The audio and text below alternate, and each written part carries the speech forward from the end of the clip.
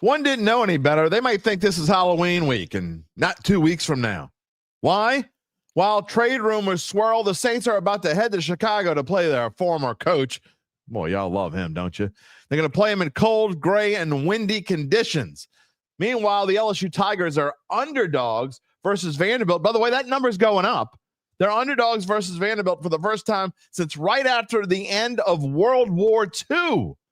The Tulane Green Wave have been less than impressive and now have one more, quote, easy one before the road trip that could hold the keys to their postseason future. What's up with all of that? Well, Zach Ewing is here for his weekly Friday visit. Damon Singleton will tell us more about the freaky weather we might see on our television screens and at Yeoman Stadium. As the two of us try to keep. Oh, by the way, the Pick'em crew, they're here partly. They're here. Two of us are here.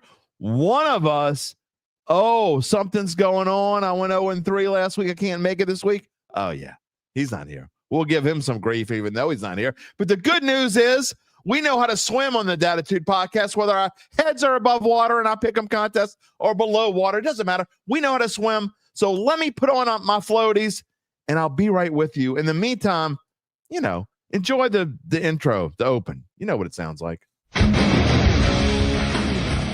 If you're looking for the latest scoop and in-depth interviews on the Saints, the NFL, the Pelicans, LSU, along with the best bets of the week, then lucky you. Along with high-powered, in-the-know guests who cover our teams, Jim Derry brings plenty of Dattitude. And he'll always tell you the way it is, or at least the way he thinks it is.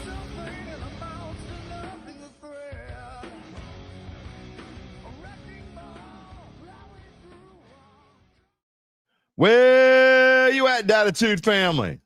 I'm still here. They let me come back, and I washed my mouth out with soap. We're all good. I use Dial, by the way. Someone asked me. We're all good.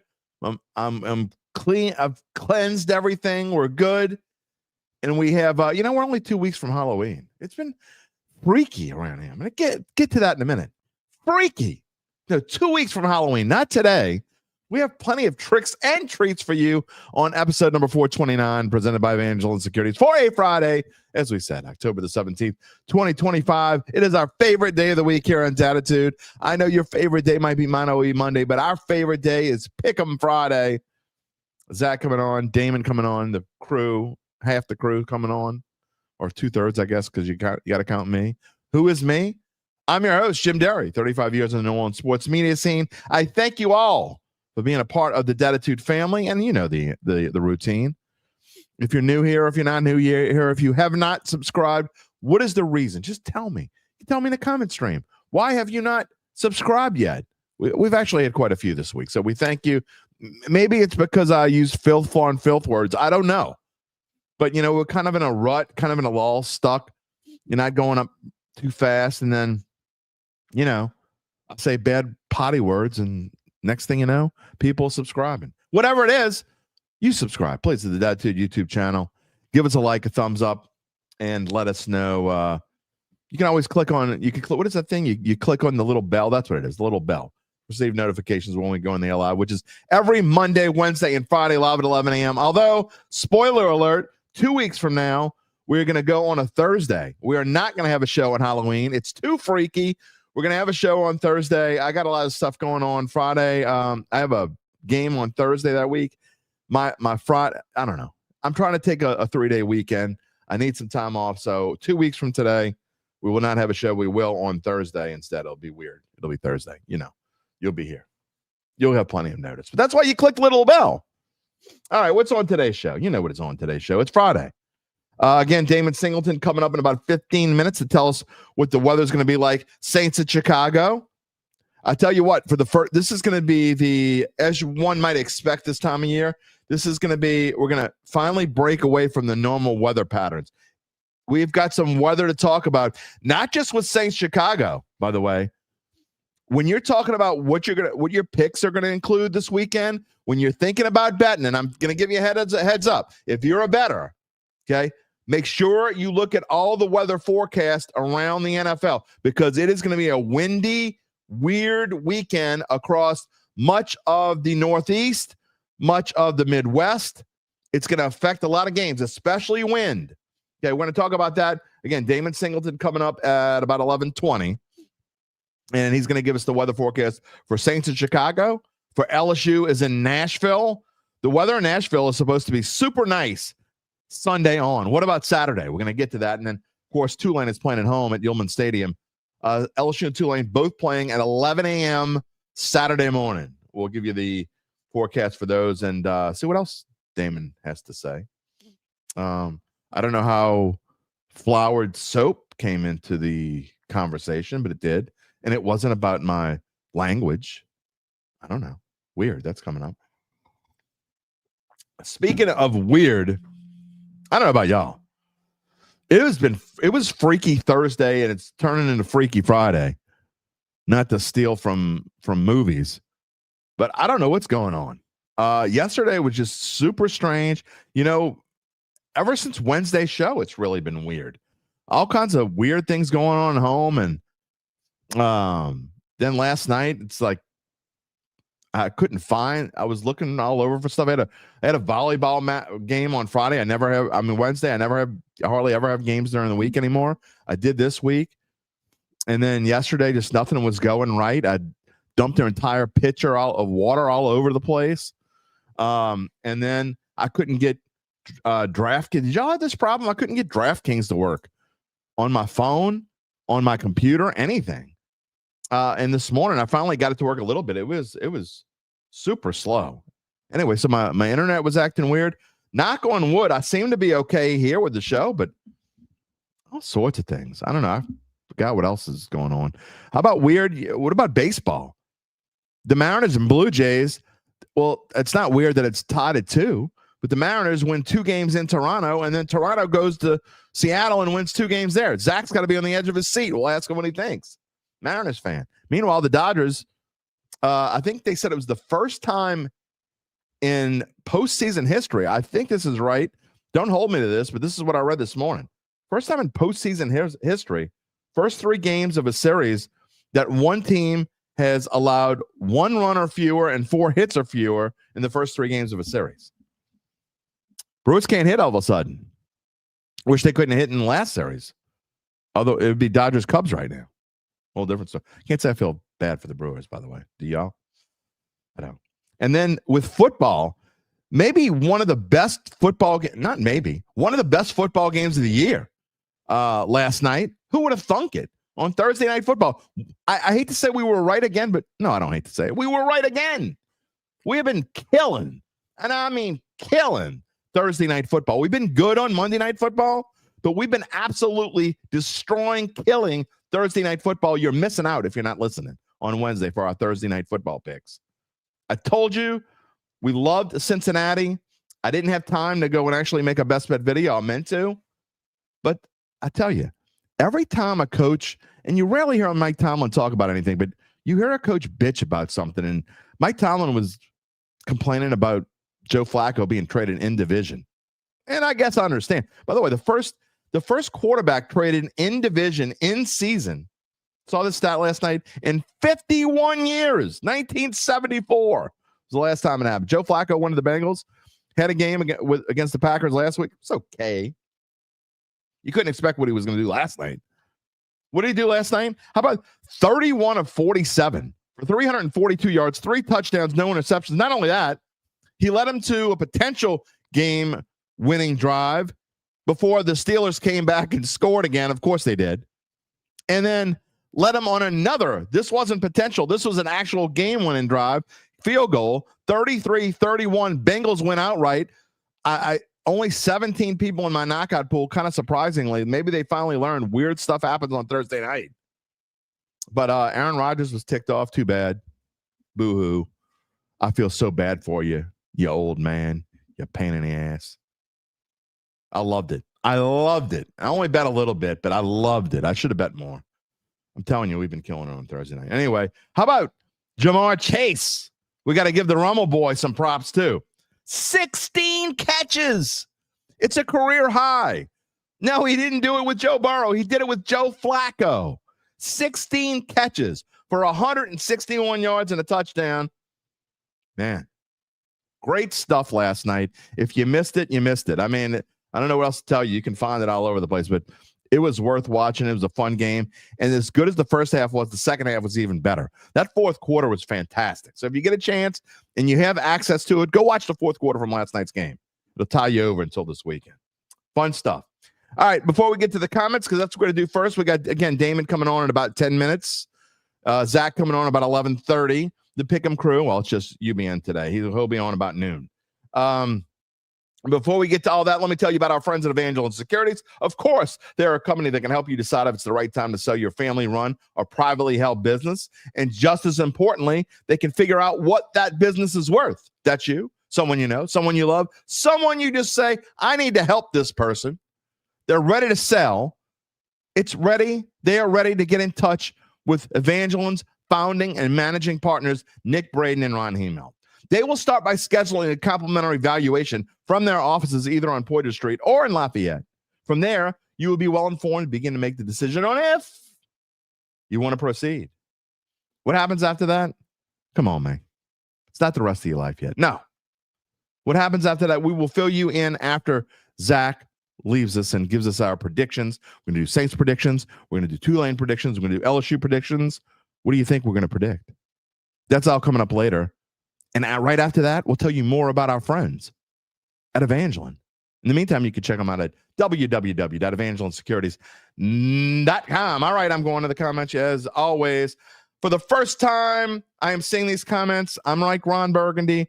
You type them in. I'm probably going to show it on the screen. I don't usually read them. I try to read the first few words, at least so I don't embarrass myself. But we'll see. Daryl Hayden is first this morning. Good morning. Gabe is not here, but good morning to Dat Family. 54 years ago on Daryl's 7th birthday, he became a Saints addict. Thanks, Dad, for taking him to see the Saints. Saints beat Dallas 24-14. Always good when the Saints beat Dallas, right? Remember last year's game? As much as stinky as last year was, 5-12, Saints still beat Dallas. They whooped up on Dallas. That was the best game of the year. And that's when everything fell. They were 3-12 after that. But who wants to think about that right now? They get to play Dennis Allen. That was the last. Did you think about that? The last victory for Dennis Allen as Saints head coach, who could have known it at the time, was Saints whooping up on Dallas. Last time he would ever win as a Saints coach, and now he's defensive coordinator for the Chicago Bears. Interesting. Rocky's here. Good morning. Why? Who day pisses you off? Why? You don't believe any of the trade hype on either of these two? I don't. We're going to get to that. I didn't even mention the trade hype, which is the title slot. Kamara and Olave both responding to the trade rumors. We're going to talk about that with Zach.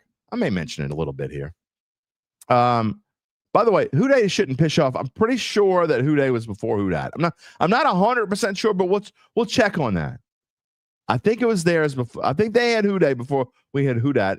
Neither one of them have anything to do with the other. I'm just saying. Good morning, Barry. Yep, I just talked about those stats. I know you typed that in before I said it. Apathy.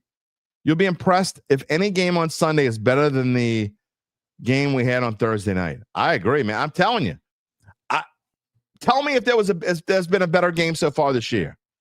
I could be wrong. I'm old. I forget things. I don't know. I'm going to say. Ashley says, Flacco and Chase looked great last night and wants to know, will the Saints win on Sunday against Dennis Allen's defense? You're getting ahead of me, Ashley. We will have our predictions. Zach and I, here's how it's going to work when Zach comes on. We will have LSU talk, brief Tulane talk. We're not going to talk about Tulane for too long. They're playing Army this week. And then we will go have extended Saints talk and make our predictions. We'll have LSU predictions, Tulane predictions, and Saints predictions, each Zach and I, before we get to the picks. All right. Charles Mangus says, good morning. Hope no one is responding to this crap. AK not getting traded. 25% chance Olave gets traded. Where do you get your numbers from, Charles? I'd like to know. I need to find that site. Chad Gage. Hello out there in Datland. Absolutely. Brian, what is up? Great Thursday night football game. Don't care who they trade because this current lineup all come on, man. You got to care. You still got to care. Come on, man. Just saying. Come on. Christopher Crump. Who dat, baby? It's Friday. Go Saints. Go Tigers. Go Green Wave. Hakeem Big Dog. What up? Brian S. Steve is here. Happy Friday. Getting tired of all the trade rumors. Can't see any team overpaying for any of our players. Weirder things have happened. Lewis Jacobson. It is already week 7. I know, man. Week 7. It's week 8 in college football. It means we're on the other side of the midway point. The other side. The second half already started. We are in the second half of the college football regular season. Can you believe that? Enjoy it before it's over. Exactly. See, Lewis, that's a perfect point. No matter what the Saints record is, it's football, right? It's your home team playing football. Oh, let's just move on to 2026. No. Enjoy no matter what the record is. No matter whether they win or lose, doesn't matter. It's Saints football. I'll go back and think about the 1-15 team as I was a kid. I watched every game of that season. They were 0-14 going into the Jets game when they won. I watched every single game. I was 12 years old, glued to the TV. Didn't matter. I was watching just like now. The Saints don't win another game, and not just because I have to.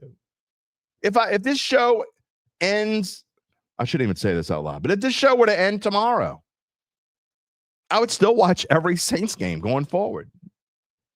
Enjoy it. It's football. Come on, man. I'm with you, Lewis. Kyle Sherman, good morning, Dattitudinals. You heard Mickey wants me traded to the Atlanta Journal-Constitution. Wow. That would be a hard no. I don't think I'm quite eligible for early retirement, but I sure would check it out. No offense. Anyway, I don't think they like the way I talk in Atlanta. I don't think that would work. You see any Yats? I mean, you had Bobby Abear there for a short term. It's one thing to have a Cajun in Atlanta, but a Yat in Atlanta? I don't know if that would work. Who dat daddy's here? Go Tigers. Go Saints. Who dat, baby?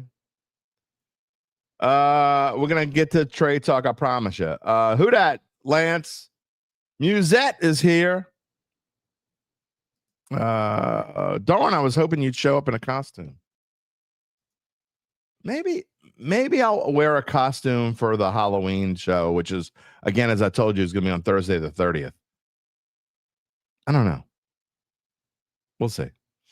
William says, folks keep talking about a Kendre Miller revenge game. Who's folks?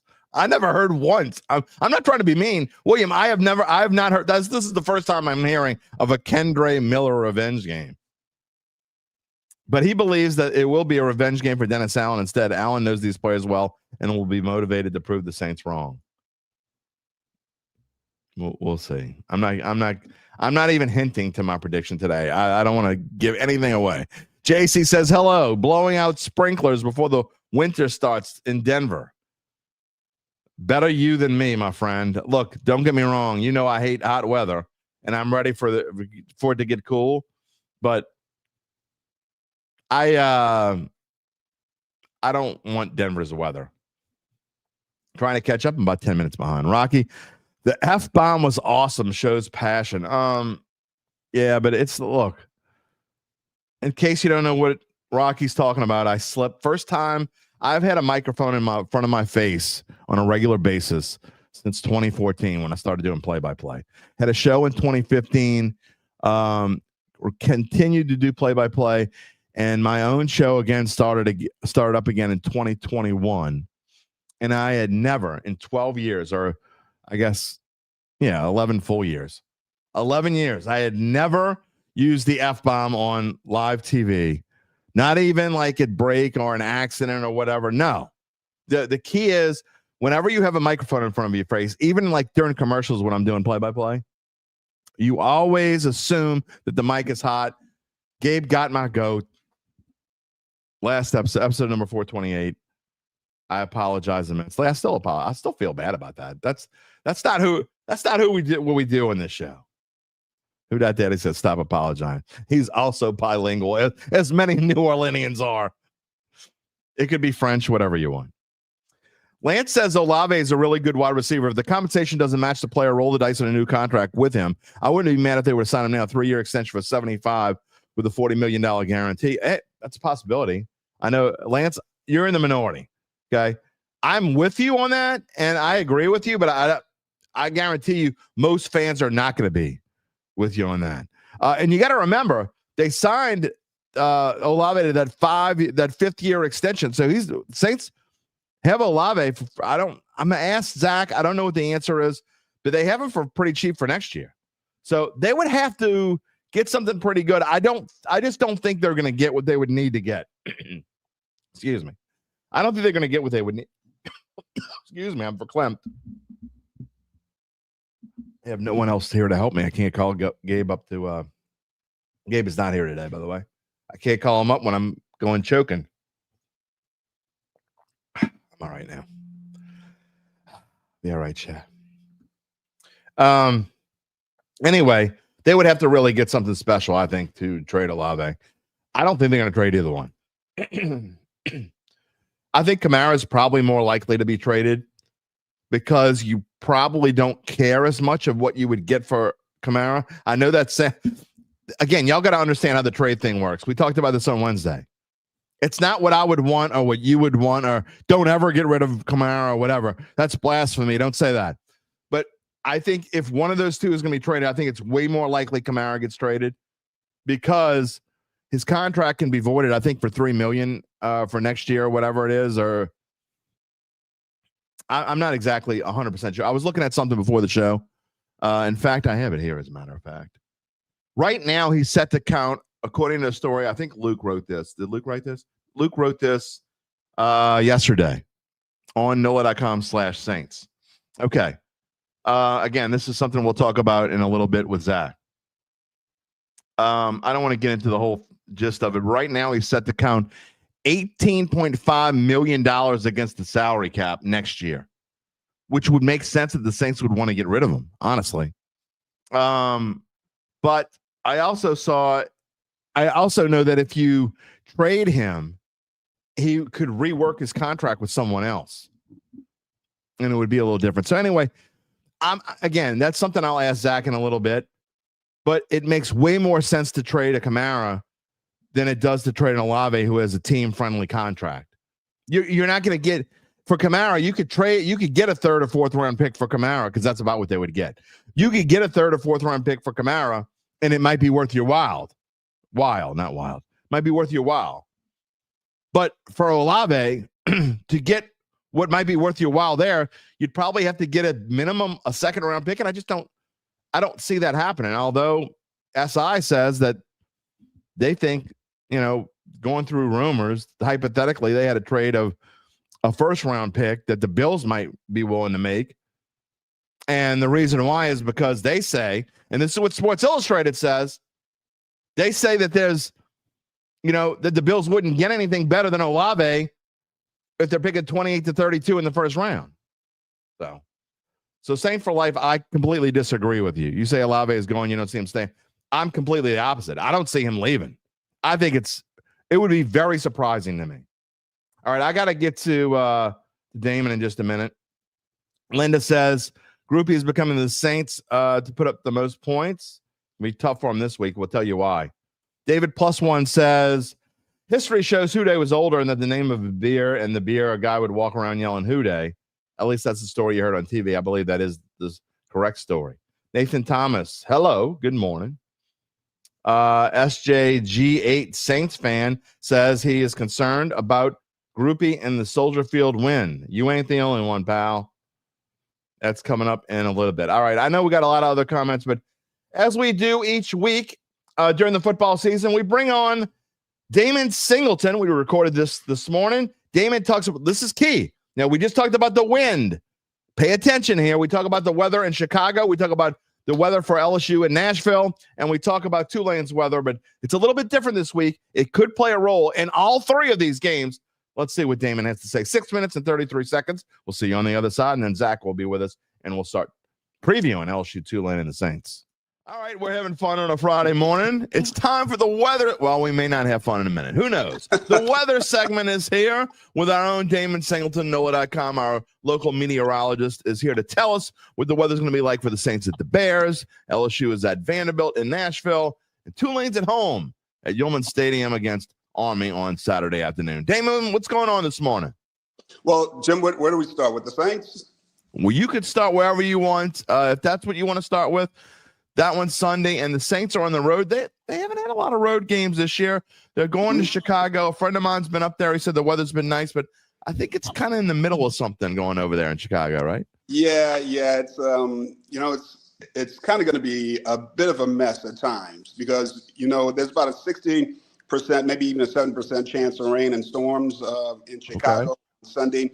The temperature is going to be in the 50s, probably about 54 degrees at kickoff, and probably one of the more significant things is the winds. The winds are going to be kind of out of the west-northwest at about 20 to 25 miles per hour, gusting up to 30 miles per hour or higher. So the Windy City is going to be pretty windy. So what you're saying is it's not a good day to be Blake Groupie or any of the other kickers in Chicago. The winds might present a bit of a challenge for him, yeah. It could be an interesting day also for Spencer Rattler, who's probably playing his first game, at least his first pro game, and wins like that. So we'll see what that's like on Sunday. Yeah, here's hoping for good things. All right, we'll see. And I feel good about this game. I feel good about it. I kind of do too, but yeah. I don't want to give any spoiler alerts because we give our prediction out in about 20, 30 minutes. All right. LSU Vanderbilt. LSU is on the road, Damon, in Nashville on Saturday morning at 11 a.m. kickoff. What do you see there? So Nashville is going to be pretty decent overall. Some mostly sunny skies, mostly sunny to partly cloudy. It looks like about 84 degrees at kickoff. Temperatures in the 80s, probably up to about 87 or 88 by about 2 p.m. in the afternoon. They're going to have some wind conditions too, but only 10 to 15 miles per hour and generally out of the southwest. But the wind gusts there are about 25 mile per hour wind gusts. So they may have some issues with winds, but they shouldn't have much of a problem with the rainfall. There is rain in the forecast, but it looks like most of that's going to start late. So after the game. I also noticed, Damon, that the weather in Nashville for after LSU leaves, it's going to be beautiful in Nashville. Like temperatures in the low 70s and lows in the low 50s. But that's after the folks from Baton Rouge get out of there. Exactly. We're going to experience some of those temperatures too next week. So just kind of a heads up there. All right, I'm trying to not to get too excited, but you know how I feel about the fall. All right, here we go. With the Tulane Greenies are the only ones at home this week. They're at home in Yulman Stadium before they take a little bit of a road trip. They're going to be gone the next 2 weeks after this. And they got a bye week in there. So this is their last home game until I think for the next 3 to 4 weeks. They're hosting Army on Saturday. Also a morning game, 11 a.m. What do you say? I'm thinking it's going to be overall pretty nice. There's supposed to be some scattered showers here on Saturday during the afternoon. But the worst of the rainfall doesn't arrive until late Saturday into Sunday morning. And it'll probably all be done by about 6 or 7 a.m. on Sunday morning. But overall, some partly cloudy skies are going to be with us. It's kind of warm. The humidity is back, so you probably felt a little bit of that. Maybe 83 degrees at game time with the high on Saturday afternoon of about 87 degrees. And then again, the chance of rainfall in the afternoon, the better chance of rainfall overnight. So here we are in the middle of October, and it really isn't changing all that much, man. But you tell me, you give a little tease for next week. You think next week's going to look nice around the New Orleans area? Yeah, we've got this the rains coming on Sunday morning, late Saturday, Sunday morning, because of a cold front, and that front is going to bring in some cooler temperatures, and it's going to bring in some drier air. So I'm expecting the temperatures to drop, kind of low to mid 80s on Monday.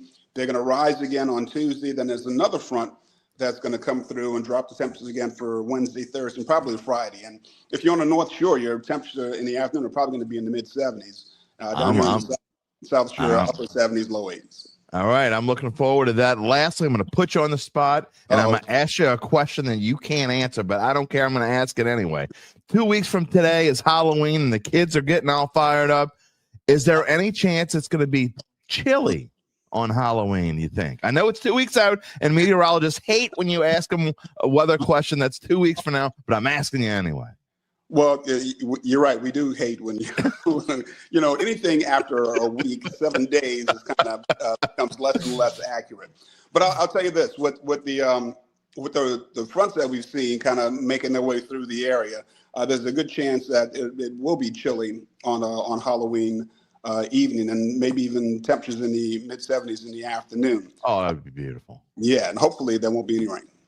Well, I know that when it's not chilly, when we have days like kind of we have now, that's when up here on the North Shore, it seems like that is like the heaven time for insects. And they just find me however they can find me. And so I end up getting, while I'm waiting to give candy to the kids, I'm getting bit up like crazy when it's not chilly. So that I want it to be. Yeah. It might be that fruity soap that you use. It's probably that, Damon, but I've been trying to change. I'm addicted to it. I can't get away from it. Maybe we'll switch to lavender or something. I don't know. There you go. Damon Singleton, thank you so much, and we will see you next Friday. And may all your weather dreams come true. Thanks, Jim. I told you we would talk about fruity soap at some point.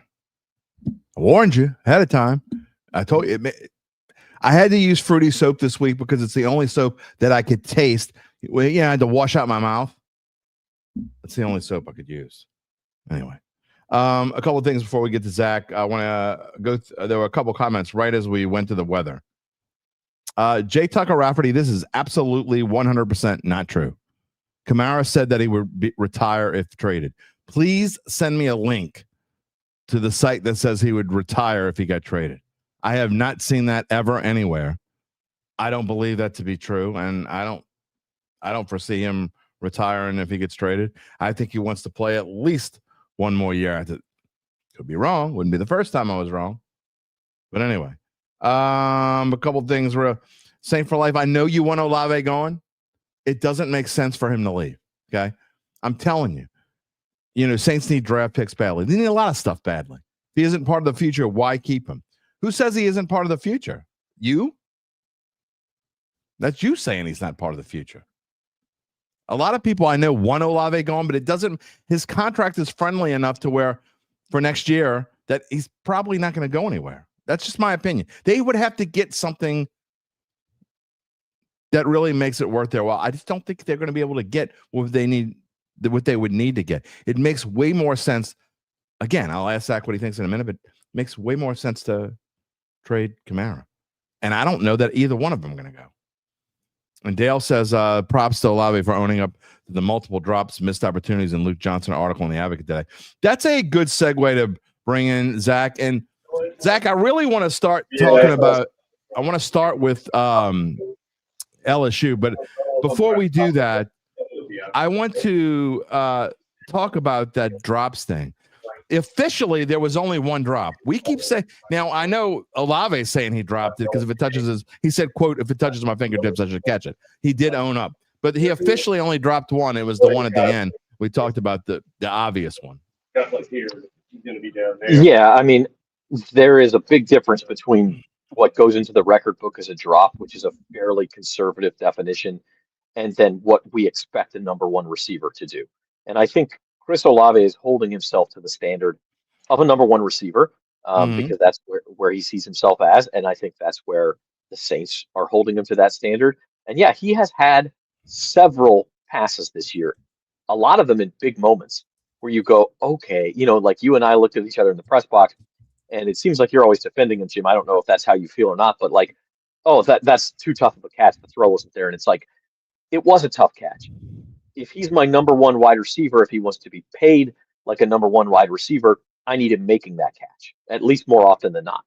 And there's been too many of those where you're going, he either got alligator arms or he just didn't, stretch out on a dive, or he didn't hold on through contact or whatever it is. We know his injury history, and maybe that has something to do with this. But I would say his performance has been underwhelming. And drops is not the only stat, right? Like, there are, I think Next Gen Stats keeps a catchable rate, and of the guys who are top 10 in the NFL in receptions, which Chris Olave I believe is 7th, at least he was entering last night. He has by far the lowest rate on catchable passes that he's actually turning into catches. So is he outright dropping passes? No. Is he performing like a number one receiver should? Also no. I don't disagree with anything you just said. Nothing.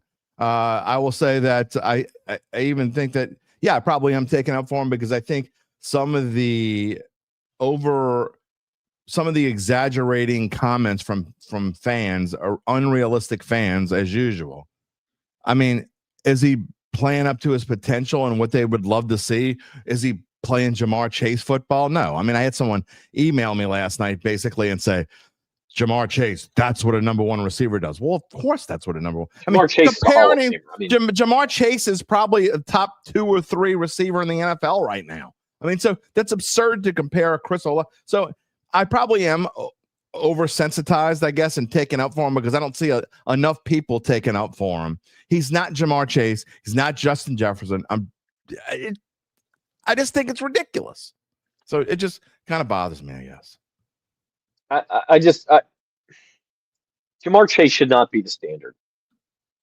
Okay, that's unfair. Jamar Chase is on a Hall of Fame trajectory. Justin Jefferson should not be the standard. But could the standard be, you can name the next tier of guys: Drake London, Garrett Wilson, Malik Neighbors. Sure. Should the standard be that? I think Olave is falling well short of that. And I heard you talking about trades. I listened to Wednesday's show. Please don't F-bomb me, but Oh, you had to bring that up. I had to slip that in there. And I heard you saying that, Chris Olave is not going to get traded. It doesn't make any sense. I would not put the chances at 0 that he gets traded. Oh, I don't say it's 0.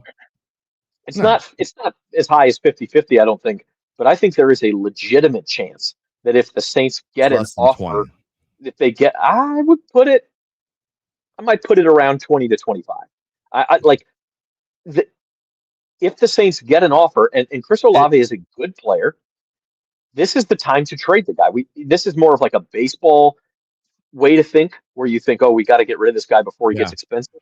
Chris Olave is under team control for another year, and then he's going to get expensive. He's not going to get Jamar Chase money, but he's going to get paid after next year by somebody. Yeah, he is. If the Saints decide that he's not the guy they want for the future, then I'd rather trade him now than trade him in the offseason or trade him next year when his value's gone down.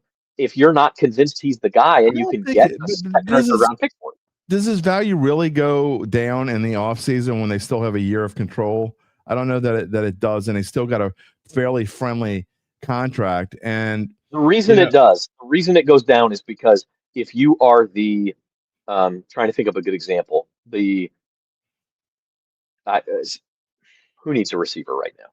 The Chargers maybe need a receiver right now, or the Seahawks need a receiver right now. Patriots, Bills, and the Patriots. Like Steelers. if you see a path to making the playoffs and/or chasing a Super Bowl because you added Chris Olave at this trade deadline, that's why his value would go up for that specific team. Yeah. I also find it interesting that going through probably the top team that I've seen him linked to so far. Well, there are 2.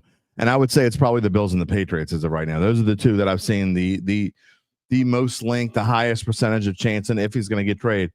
And the funny thing about the Patriots is, everyone was complaining last week about, and I say, what the Saints need is a Drake May, right? Drake May made his receivers look better than they probably really are at least last week. And the Patriots need a receiver. Well, they would love to have a Chris Olave, in my opinion, would immediately become their number one because, again, Stephon Diggs is like 94 years old. I exaggerate only slightly. But, I mean, the other 2 guys that had a big week last week, you're talking about Douglas and talking about Boutte, I think Olave immediately becomes probably a number 1 target if he goes somewhere like that. I'll give you another name that we talked about. We did talk about trades on Wednesday's Saints Insider, so if you haven't checked that out, you should go do it if you're interested in this. But another name that may be a little more surprising to people, who's going to get expensive starting next year, is Rashid Shaheed. That's true. Could the Saints deal him? Would you get, and he hasn't had the injury history. Now, he obviously was injured last year, but it's not like the recurring injury concern that you would have with Olave and the concussions. And so is he a guy that teams might look at his big playability and say, man, we're willing to pay up for that? And if they go to the Saints, let's say the Saints lose to the Bears this week, they lose to the Bucs next week, they're sitting at 1-7, and you go to the Saints and say, third round pick for Rashid Shaheed, who's going to get expensive next year. I'd have a hard time saying no to that if I was the Saints, unless you are convinced that Shaheed is part of the next winning team here. You know what's funny is if the Saints got a third round pick for Olave, I would say not most, a majority of Saints fans who don't have a concept of reality would rejoice and celebrate.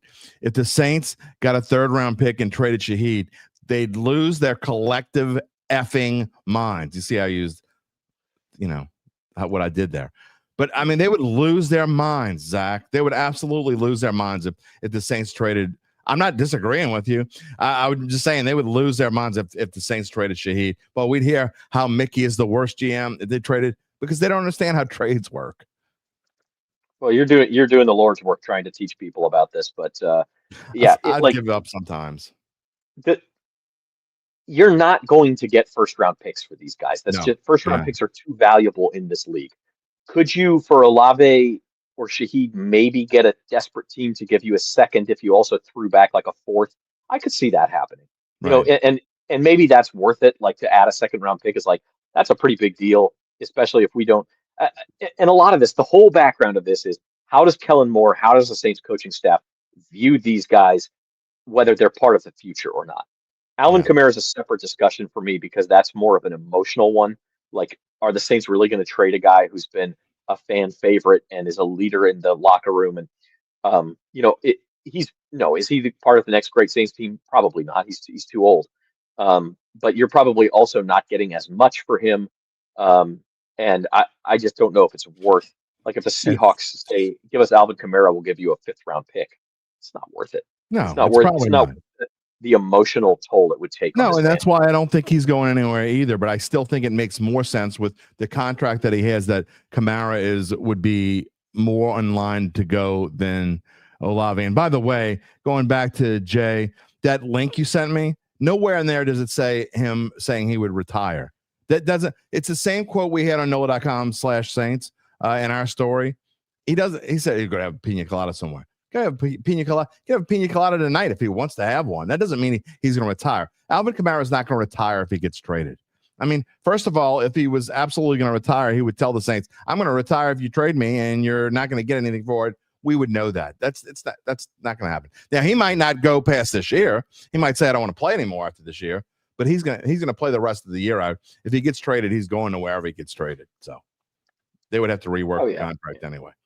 All right. I am going to come back to this briefly. We don't want to spend too much time talking about, UBN says he's having a pina colada right now. I can't wait to have him on later. But I do want to talk about LSU for a minute as we get into, it's almost time for our prediction segment. And the way we're going to do this, we're going to go back to LSU. We're going to go to LSU. We'll give our LSU preview. We'll have our prediction. We'll do Tulane. We'll have our Tulane prediction. Then we'll go back to Saints and have our Saints prediction here with Zach Ewing on this Friday morning. I find interesting, Zach, that the Sharps are on Vandy. The line has gone from 2.5 to 3. And I went and looked this morning, at least at MGM. It's 59% on Vandy, the money, 41% on LSU. So the Sharps are betting on Vanderbilt. Has it moved since like 9 o'clock this morning? Because I saw 1.5, I think, at DraftKings. When I looked at, and I'm not exactly sure what time I looked this morning, but it was 3. Wow. So it's kind of, now anything less than 3 is kind of, let's see if I can. How many games actually end? Not that many. So anything less than 3 is kind of the same. But moving to 3 would be a significant a significant movement. And I agree, like, this is, you talked about stinky lines last week. This is a stinky line. Like, what is going on? Vanderbilt not only being favored, but it keeps moving up. Super duper stinky. It's weird. How do you see this matchup? Really, the key for LSU on at least defense against offense is going to be kind of the same as it was last week. Stopping Lenore Sellers, where you got to stop Diego Pavia, who really, other than the Alabama game, has been as good as last year or better. Yeah, I think this is a pretty easy battle between athletes and scheme. And LSU's got better athletes everywhere, except for maybe at quarterback. Pavia is very good. My concern for LSU would be the reason that their defense has been so tremendously good is because they rush the passer. Right. They create chaos in the backfield. By the way, look at Zach, sorry to interrupt, but it actually is 1.5. It took me forever to get on DraftKings, but it has dropped to 1.5. So somewhere, somehow, and this is just from this morning, somewhere a big chunk of money came on LSU. So, and the limits go up on these bets throughout the week. So the limit goes up on Friday morning, and some whale somewhere put down 5 figures on LSU. Probably is what happened. Right. And so it's going to continue to move. The point is, Vandy's probably still going to be your favorite tomorrow morning, which is shocking, right? Like I know we've all said the stats. It's been 77 years since Vandy was favored against LSU. It's been, I think, 40 something years since they've been favored against a top 10 opponent. So it's not just LSU. This Vandy team is legit. But anyway, I was going to say, like, you think about how LSU has excelled on defense, and it's the exact type of thing that makes Diego Pavia great. You create chaos. Pavia thrives in chaos. Pavia, he's like Johnny Manziel. He finds a way to make plays. And I think LSU is going to have to maybe take it down a notch and say, let's just contain him and make him make plays against our great secondary. And if he sneaks out of the pocket, we're going to have somebody there. But we're not necessarily going to go after the sack like we did against Lenore Sellers. I think if they do, that could be a mistake because Pavia can burn you. It's going to be an interesting matchup there. And look, LSU's got to find, we keep saying this every week, and they were a little bit better last week, and it was good to see Caden Durham back. They have got to find a way to run the ball. Alabama found ways to do things. Simpson was really good against Vandy, and so there's going to be a lot of pressure on Nuss again. Can Garrett Nussmeier take the next step?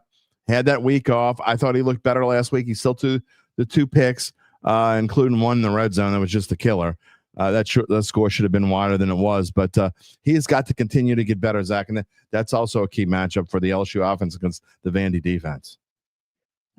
Yeah, absolutely, and that's why I kind of think maybe this line is a little bit off, is because LSU, it looked like their offense continued to struggle last week, but it was really only a couple of ill-timed turnovers. Like you said, if you take those away, and LSU's adding, 14 points to its total, you're looking at a 34-10 win that looks a lot different than a 20-10 win. So their offense did look better last week. Vandy's defense, this has been a surprise for me. Vandy's defense has been surprisingly good this year, particularly against the run, which we know LSU struggles against the run. This to me is a Garrett Nussmeier short passing game. Just dink and dunk it against them. They're going to have trouble stopping your athletes. I mean, my God, Trey'Dez Green could have 15 catches if he wanted to, I think, in this game, if they really just wanted to force feed him. So I'm curious to see what the game plan is. It is LSU prediction time. If you have a prediction, now is the time to get it in, because we're going to move on from LSU in just a minute, and we probably won't come back to it. Brian says LSU squeaks one out, 33-31. Charles Manga says LSU 21, Vandy 17. Who Dat Daddy says he's with Charles. Zach Ewing says, dun, dun, dun, 24-23 Vanderbilt. Okay. I have not seen your score prediction yet, Jim, but we did predictions on the LSU Sports Insider. I'm also pinch hitting and putting my prediction in the Advocate in the morning on Saturdays right now. And everybody is picking LSU. Nobody can figure out why Vandy isn't favored. Again, I know you and I think similarly on some of this stuff, so I haven't seen your prediction yet.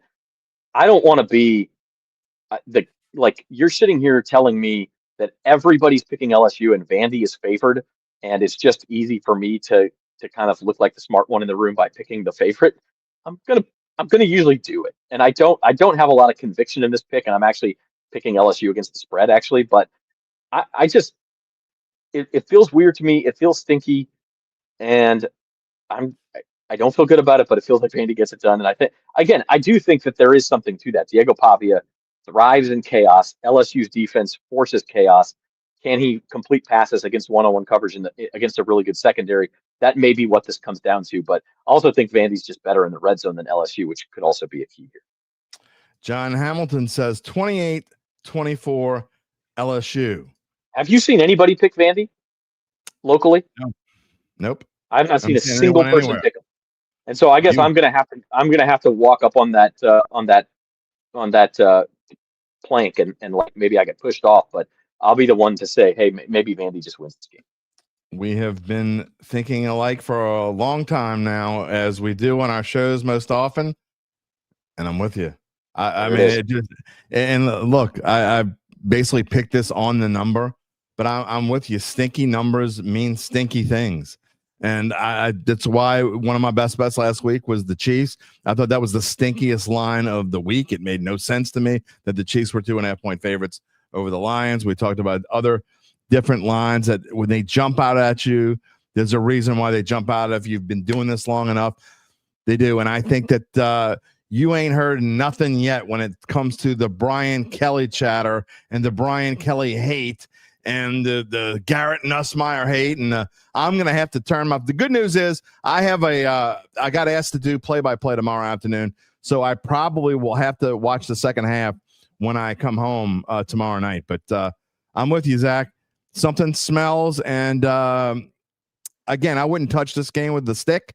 I wouldn't touch this game with a 10-foot stick. I wouldn't touch this game with a giant branch that knocked my fence over. I ain't touching it. But if you got, we're forced to make predictions here, and I'm taking Vanderbilt as well to win the game. And again, let the craziness. I can't wait for the comments on Monday and Wednesday next week. See, I'm looking at some of these comments, and like Charles says, if LSU loses, they're out of the CFP, and then Lance immediately says they're not losing.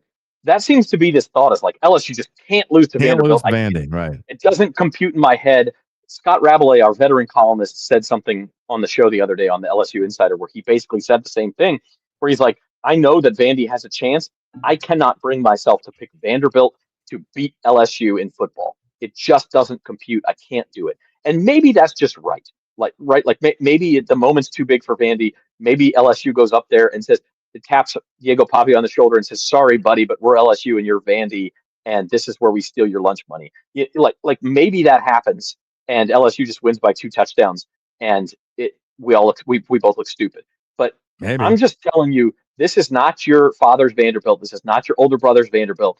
This is a good team, and I still have a lot of question marks about LSU. So even though I don't have a lot of conviction in this pick, I also wouldn't have had a lot of conviction picking the other way. And I'm a contrarian by nature. I'm going to go ahead and take Vandy. Yeah, you and I both. And again, the reason why we have been successful as, when we were doing bet.nola.com and making our picks and successful, and why, frankly, I've had years where I've been not great, and I've had years where I've been really good. And so far, this has been a really good year. And I hope I'm wrong here. But as you see our local picks, again, this isn't against the spread. This is just straight up. But, we are a combined 25-5 in picking our local teams this year. I'm perfect on LSU picks. Yeah, well, I'm not as good on the Saints, but I'm perfect on LSU picks. Well, we both be happy to be wrong, for sure. LSU, Lance, there you go. LSU not losing, not possible. You can't say that. You just can't say that. It's crazy. You just can't say that. You're picking that game based on laundry, based on the uniform they're wearing. And LSU is very good. They got great athletes. Like I said, they could win this game just by out-athleting Vanderbilt. But this is not. It's not like it's that big of a gap anymore. I saw somebody commented Vandy's got a whole bunch of 24-year-old kids in there. I don't know if they have many 25-year-olds, but they do have a bunch of fifth-year seniors on that team. This is not your regular Vandy team. See, and this is a ridiculous statement. Okay, I'm gonna show it, Rich, because you are not the only one that feels like this. In fact, you're probably in the majority. Kelly should be fired if LSU loses. I know that sounds extreme, but Vanderbilt hasn't been favored against a ranked opponent over 45 years. But they're favored now. They're favored for a reason. That would be an unacceptable loss. How could it be an unacceptable loss if LSU is an underdog? The point is, Zach, we keep talking about Kelly being fired. The wheels would have to fall off of this train. And I mean fall off. I'm not talking about losing to Vanderbilt. They would have to fall off the train. They would have to lose to Texas A&M. They would have to lose to Alabama. And maybe one more to even think about firing Kelly. I just don't see it happening. I don't think it would happen this week, just because the timing would be terrible. You'd still technically be in CFP contention with 2 huge games coming up. But in this day and age in college football, we saw what happened at Penn State. the leash is shorter than ever on everybody. So I don't know that it would take what you're saying, that it would take the string of losses. I think now maybe they just give them to the end of the year just because it's easier than bringing in an interim for a dead season anyway. But I do think that you could see if they lose 3, definitely 4 games, there would be a lot of pressure for LSU to make a move. There'd be a lot of pressure. They're just not going to do it. I just don't see them spending that kind of money to do it. So, again, there would be pressure. There was pressure. They went flip-flop back and forth on Les Miles and then ended up firing Les Miles, but they didn't fire him when they probably should have. It's not going to happen, regardless of what I think or don't think. But anyway, there you go. Zach and I both picked Vanderbilt, and we both hope we're wrong because I, frankly, just don't feel like hearing it next week. I don't feel like I don't know that I can. An entire that week. Conversation would be tough. Yeah, I just don't feel like spending an entire week talking about should Brian Kelly be fired. I don't have it in me, Zach. I just don't. Especially, well, they're not on the bye yet. They go to Texas. Oh, they play Texas A&M next week. Oh, that'd be even worse. Anyway, here we go. Moving on. We're not going to spend a whole lot of time on Tulane. In fact, we're almost going to jump almost right to our predictions. But real quick, the only thing I would say is Tulane. This is the last quote unquote gimme.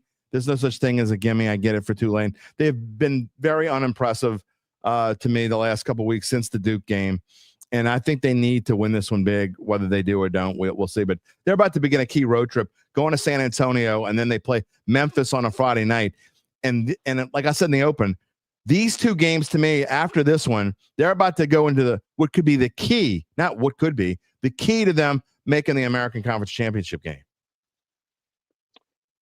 Yeah, I mean, you just got to take care of business. I'm picking Tulane, and I do think that there can be. I always make fun of trends, but John Summerall in his career 3-1 against the service academies, and I think he has 2 shutouts. That includes his time at Troy, 2 shutouts, and another game where they held I can't remember if it was Army or Navy to 9 points. So he clearly understands how to coach up a defense against a service academy offense. And so the loss was to Army in last year's AAC championship game. So it's not that there's not precedent, but this Army team's not nearly as good as that one. And I think Tulane gets it.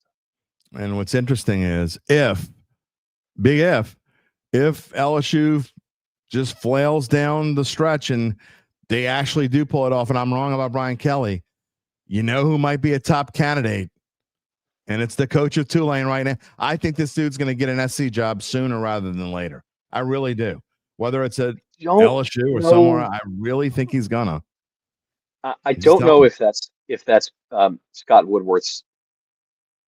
It's not. He usually goes for the high profile go after candidate. A sitting powerful. Yeah, exactly. Yeah. He's going to let John Summerall go coach somewhere else for a few years, and then if LSU needs another coach in 5 years, then John Summerall's on the list. Could you imagine if he brought James Franklin in here? I mean, to me, that's more likely than John Summerall. Just put it. That's a possibility. All right, Zach picks 31-17 Wave. I'm on a similar number. I'm actually a little bit more. I think the Wave blow Army out. I'm looking at their defense wasn't that great. They let North Texas score 35 points. I think Tulane has a field day with this Army team and has a breather before they have 2 really tough ones coming up. I got Tulane 41, Army 15. Brian says Army is a low-scoring team, 34-10. He's very close to your score. Charles says he's retired Army, but he has to pull for Tulane. And there you go. So moving back to the New Orleans Saints, and I will tell you again, by the way, if you haven't as of yet, please subscribe to the Dattitude YouTube channel. Give us a like. Give us a thumbs up if you're watching right now. We'd appreciate it. Also, check Zach and Saints Insiders out. They have their own page. Just check out Saints Insiders and on YouTube. Do a search, and you will find them and subscribe to their page as well. All right. Real quickly, just going back if they missed the trade talk earlier. I don't want to dive too far into the weeds, but you still have more than 2 weeks remaining before the trade deadline. This talk is only going to get hyped up more if the Saints can't, if the Saints don't start getting their record a little bit better, I guess is the way to put it. Yeah, if the Saints lose the next 2, or let's even say 2 of the next 3, let's say they win in Chicago, but then lose to Tampa and LA, and they're sitting at 2-7, I would say, let's give you the group of Alvin Kamara, Chris Olave, Rashid Shaheed, Cam Jordan, and Demario Davis. 5 big names. I would say over 0.5 of those names gets traded. At least one of those names will get I traded agree. by November 4th if the Saints lose 2 of their next 3. And so that's I, going to be a bombshell, but yeah. I do think it'll happen. And I think it's going to be a surprise. It's almost always surprises. I think someone is going to get traded. Maybe it's not someone we're talking about right now, but there's going to be someone and you're going to go, what? So it's not like before. We went through a lull where there weren't a lot of trades just in general before the trade line in football. It was obviously way more common in baseball. You see it all the time. In the NFL, you don't see it as much, but last year was a lot of movement last year. And I think this year you could see the same thing. So, and if you're the Saints, why wouldn't you? Yeah. Why would you think you can't just, it's bad business to hang on to these players when you could go get something for them. Yeah. If you're now it's different conversation if the Saints somehow go on a winning streak here and they're 4-5 or even 3-6 and like maybe then you're like, do we really want to just go get a 5th round pick for a guy who could help us win a couple more games? That's a different conversation. But if you're out of it and these guys are not going to be a part of your next good team, they might not even be a part of your next team, period. Then why wouldn't you go get something for them? It makes no sense not to. Zach said, if you're out of it. So what you're saying is they got a chance. It's always a chance. It's the NFL, man. Who would have thought the Bengals would have won a game last night? I mean, actually, I did, but we've been hot on Thursday. We've been smoking with our Thursday night football picks. I don't know that I've missed in I don't know when's. I got to go back and look the last time I missed Thursday night game. It's been a while. Real quick on Thursday night, there was like 5% of my survivor pool, the one that I'm left in, picked the Steelers last night. 4-point-something% mine. Mike Tomlin is 0-8 in division road games on Thursday night. I didn't know that. How can you pick? I know not everybody knows these things, but that is such. You don't want to take division road games. You're not a trends guy. Anyway, but I'm a trends guy when they mean something. You're talking about the same head coach who obviously struggles with time to prepare when it's on a short week against a team that knows him. That means something. I'm not saying I wouldn't pick Cincinnati in Survivor, but I sure as hell was not taking Pittsburgh. I bet on Cincy, and I actually waited. I said, let me see the first drive first, and it was perfect. Pittsburgh went right down the field and scored, and I'm like, perfect. It's 10.5 now. I jumped all over the Bengals at 10.5. I should have jumped on the money line. I don't know why I didn't, but I did. Anyway, all right, moving on here. We're gonna kind of leave the trade talk, even though I got the same headline up, as we kind of move into the guts of this game a little bit. And I had a headline that I never really got to the other day, and the Saints facing their former coach and Dennis Allen as we go to the season rankings part of the show. How much impact do you think it will have? Do you think it will fire up this Saints team to have a little extra oomph against their former coach, and vice versa? Is Dennis Allen fired up to play the Saints? I think it matters more to DA than it does to the Saints players, with the exception of Kendry Miller, because Kendry Miller, Dennis Allen didn't like him. I don't think he liked Dennis Allen. I don't know how much that's going to impact this. Like, if Kendry Miller runs 10% harder, is he suddenly going to be a star? I don't know. I don't think the Saints defenders, who are the guys that DA actually coached, I think, Matt Paris has a story up. He went up to Chicago a couple days early and spoke to Dennis Allen and spoke to some of the Bears about what it's playing for Dennis Allen. You can find that at NOLA.com/Saints. Super interesting story. And it is. I think, Demario Davis and Cam Jordan both said something like, well, yeah, I still like DA. I still talk to him. Does that mean you want to go beat your buddy? Sure. I don't know that the motivation is going to be sky high. I think it's going to be pretty high for Dennis. I think he wants to show that, hey, letting me go was a mistake.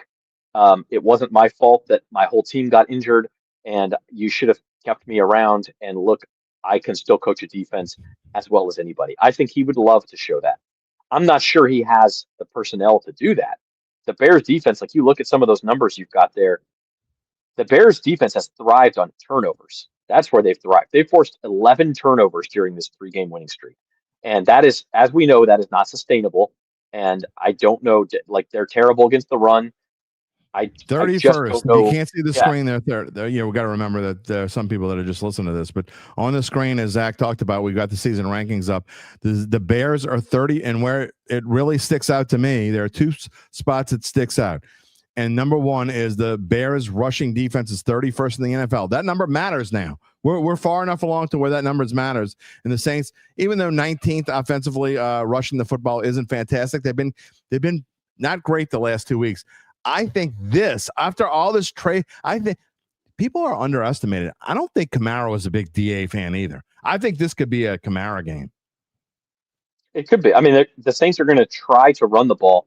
Now, having said that, I don't know if you saw this stat that we posted earlier, but the Saints have, this is at least since I believe at least since 2000, which is as far back as the data that we could find. They're the first team in the NFL since at least 2000 to give up touchdowns on each of their first 2 defensive possessions for 4 consecutive weeks. The Bears? I didn't even realize it. No, the Saints are. Oh, I didn't even realize it had been that bad. But the Saints, did I say Bears? I'm sorry. The Saints gave up 2 touchdowns on 2 possessions to Seattle, to Buffalo, to the Giants, and now to the Patriots. Like, you can't do that, especially if you're a team that wants to run the ball. You can't do that. And that's amazing. They actually won one of those games. It is. I mean, yeah, you're right. You can't do that, and I can't get the draft. I'm having so much trouble. You having trouble with DraftKings at all, by the way? Everything on the internet is slow for me. It's really been weird. Super weird. Like, I've had all kinds of trouble. I was knock on wood. This has been okay. But anyway, I wanted to say what AK's UBN, do me a favor. I know you're back there. Look up and see if it's in there. Alvin Kamara's over under Russian total is, if you can, for me.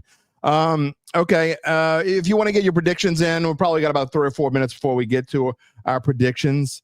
Another number that sticks out to me is the passing offense. And we talked about the weather, and Rob talks about it. Damon Singleton brought it up earlier. The winds could be over 20 miles an hour in Chicago. The weather might force a Kamara game. So Spencer Rattler has not played in a game like this, at least not in the pros, where he's going to face a wind like this. The Saints passing offense is 22nd. DA's defense is 15th against the pass. That also may force a Kamara game, as Rob said. Yeah, I think so. And there might be rain, and the Bears played in rain Monday night, and that changed that game. Jaden Daniels fumbled that snap in the rain, and the Bears were able to win. So I do think this is going to be a ground game. Interesting comment there from Sean, if you want to show that one. Kellen Moore's past offenses against DA's defenses. Not great, actually. The Cowboys faced the Saints twice, once in 2019, once in 2021. I believe the Cowboys won one of those games 27-17, but one of the touchdowns was a pick six. They didn't have a ton of yardage. And then the other one, the Saints won 12-10 in 2019. It was a very expensive game. Yeah. Did you say this? Did I miss it? I was looking at something real quick, but did you talk about the Eagles game last year? And then I was just going to say last year's game, the Eagles did not exactly light it up until the last 5 minutes of that game offensively. Yeah, the Saints should have won. I mean, they only gave up, what was it, 15 points that they gave up? It was in the team. Yeah, I think that's 15-10. Was that the right score? Yeah, I think it was 15-10. I think it was 15-12, 15-10, something like that. But they only gave up 15 points. So the answer is that DA's defense has actually been okay against Kellen Moore. So if that means anything. Yeah, the 2021 game that was at the Superdome was a Thursday night game, I believe, and the Cowboys had 377 yards of offense. So they did do fine in that one, although it wasn't like they had a good offense that year. Period. And so it wasn't like they went above and beyond against DA. All right, we're about to move on our predictions, but I do want to show the schedule. This is an interesting spot for the Saints that we talked about before. Look, and we spent an entire show on Wednesday you listened to it talking about Spencer Rattler, and I didn't think it was going to be a Spencer Rattler show, but it was. And I just find this an interesting spot because if the Saints don't win this game, now you're talking about 1-12 with Tampa Bay coming to town. We remember the game that the Saints played against Tampa Bay in the Dome last year. It was like 52-20 something or whatever. And Spencer Rattler had a fantastic first half and then disappeared in the second half. But, if you can't win this game and then you start thinking about when are you going to see Tyler Shuck, I think it's a big if. We haven't got to our predictions yet. Big if he doesn't win this game and plays next week and doesn't win it, you got to start thinking about it. Because then you're talking about not just Spencer Rattler's record, you're talking about the Saints at 1-6, 1-7, and you got to start talking about it. The bye week is the natural spot, right? Yeah. You could give Tyler Shuck the bye week with the number ones in practice and have him. And then the schedule is, I mean, like, look, we look after these next 3 weeks. Bears, Bucks, Rams, pretty tough 3-week stretch. Very tough. But after that, the Saints, I mean, I haven't looked at metrics or anything. It would not be surprising to me if from week 10 through 18, that's the worst schedule in the NFL. That schedule is rotten bad. You've had Tampa Bay. You got a bunch of them on the road. Yes. Do you? I mean, you keep underrating Carolina. Carolina's way better than you give them credit for. I'm sorry. After the bye week, you got 4 of 7 on the road. It's not like you have this. It's not like you have this crazy stretch. 4 of 7 after the bye week on the road. Okay, fine. I mean the Jets, Titans, and Dolphins stink. Other than that, nobody else stinks. The Panthers don't stink, but they're not good on the road. I think they're beatable. Put it that way. For purposes of this discussion, putting Tyler Shuck in against the Panthers defense, the Panthers are decent because their offense has improved. Yeah. Putting Tyler Shuck in against the Panthers defense would not be throwing him to the Wolves. It would be the opposite of that. It would be throwing him to the Wolf Pups. He would be just fine in that situation. And that's what I look at is like the Falcons defense actually looks very good. The Falcons defense might be the best defense left on the schedule. Everybody else on that schedule is like, hey, Tyler Shuck, go show me what you got. And I do think that has to come. The bye week looks like a natural point. Now, that discussion changes maybe if the Saints can win 3 of these 4 games before the bye week, or maybe even 2 of them. And then maybe Rattler gets the chance to keep going a little bit. But yeah, we keep saying it. At some point, you have to see what you have because you have to know what you need in 2026. Last chance to get your prediction in before we move on. Lance has a prediction. He's still saying 10 wins. He thinks they're going to go 10-2. No, 9-2 down the stretch. They better win 3 of these next 4 then. Yeah, exactly. All right. Lastly, just because I made the slide and just because I know you think this means absolutely zilch in the grand scheme of things, the Saints-Bears series, they have won 8 in a row against the Chicago Bears, including the playoff game, which technically doesn't count, but we put it on here anyway. It's the one with the stars there on January 10th to 21. The Saints, do you put any stock in the fact that the Saints have won 8 games in a row against the Bears? You know the answer. The answer. Zach does not. I mean, what were the Bears quarterbacks in these games against Drew Brees and all of them except for the last 2? I know it was Tyson Bagent in 2023, who's still the Bears' backup. And he actually played okay in that game. Yeah. Can we put up how the Saints have done, how they did against the monsters of the Midway in the 80s?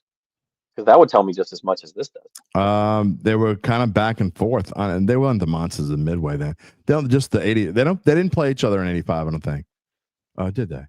85. Those were probably a bunch of 10-7 games. Oh, you know that now that I think about, no, they played each other in 84. I don't think they played each other in 85 because Walter Payton actually broke the all-time rushing record against the Saints in 84.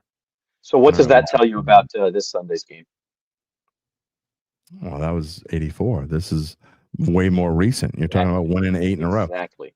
I'm going to tell you what I used to tell you back in our Bayou Bets days. I don't care why a trend is a trend. I'm not betting against a streak of 3 or more. I don't care what it is. I'm not saying I'll bet on it, but I'm not betting against it either. So with that, it's time to move on to our predictions where Zach and I, in fact, before we get to our, you know what?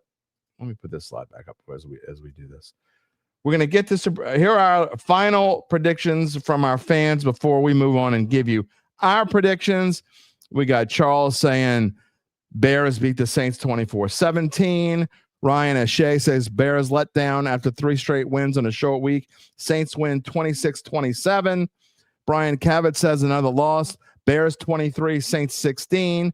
Rocky says Saints win it 20-17. What else we got? I know we got another one somewhere here we go.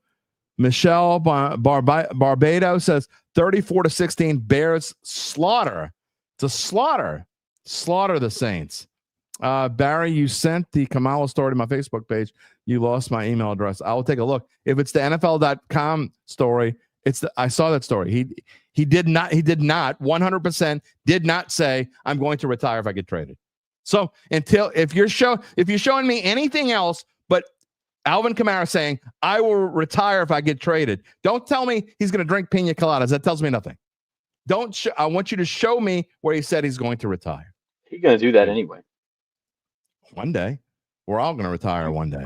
I'm saying he's going to drink pina. He might have drank pina coladas last night just because. I'll have a pina colada if you want one. You make good pina coladas? No. Never really tried. Okay. It's not my thing. I'm an old-fashioned guy. You don't like coconut? Not really. All right. Coach says Saints 30, Bears 28. All right. Here it's prediction time for us. We're going to start off with Zach. If I put these slides in the wrong order, but I caught it anyway. Zach says Bears 27, Saints 23. Go for it. Yeah, and I think I actually would amend this to be a little lower scoring, knowing what the weather is going to be like now. I kind of had this pick in my head before I saw that. But I think it's going to be a close game. I think the spread is probably about right. Like, I think the Saints lose by 3 or 4. Ultimately, it's like, have the Bears had some turnover luck during this winning streak? Yes, absolutely. You know who else has had some turnover luck this year? The Saints. The Saints have had, I think Spencer Rattler, if you look at Pro Football Focus, has like 9 turnover-worthy plays, 9 times, Ferris. And he's turned it over once. That's not going to last forever either, especially in the rain. I think the Saints turn it over a couple times. I think they're still there in the end. But, one thing Spencer Rattler has not done in his career, with the exception, I guess, at the end of the Commanders game last year, he did have what could have been a game-winning drive if they had gotten the 2-point conversion. But he has not completed a big drive in the fourth quarter to give his team the lead. I think he has the chance again to do that this week, and I think Dennis Allen's defense gets the stop. Mark Satanovich says, let the Rat do his thing versus the Bears. Mark, I hate to tell you this. What is his thing? We see his thing. His thing is what he's been doing. He's no different He's no different than week 6 than he was in week 1. He's the same quarterback, which is. That's why I have the Saints kicking 3 field goals because the Rat is going to do his thing. He's going to get him into field goal range. He keeps doing his thing. Here's my prediction. I have predicted so far through 6 weeks. I have predicted the Saints to lose 6 games. That streak ends today. I am picking the New Orleans Saints to win on the road at Chicago. I think Chicago is highly overrated. This line is a little weird to me, if you ask me, but I think that the Saints are going to go on the road and keep things confusing. We're not going to know the answer for the Rattler Shuck thing because the Rat's going to be good enough as he's been. He's been okay, fine, not great, okay, fine. I think Alvin Kamara has a great game. I think the Saints run all over the Bears. And I think the Saints running game is actually better than the Bears. I think the Saints defense, I think Cam Jordan is going to be fired up to play against DA. I think there are a lot of players and not just the guys we've been talking about, not just the veterans. I think there are a lot of guys that are going to be fired up to play against DA on Sunday afternoon. And I think the Saints find a way to get it done. Even if Brandon Chi-Town Dragna is saying bear down, I'm sure my good friend Dominic is somewhere out there saying bear down and all that stuff. Apathy says he doesn't believe that. Dennis Allen defense have collapsed in the big moments. If the game is close within 1 score, he expects the Saints to win. Sean says it's Miller time. Saints 27, Bears 20. Miller runs for 157 yards.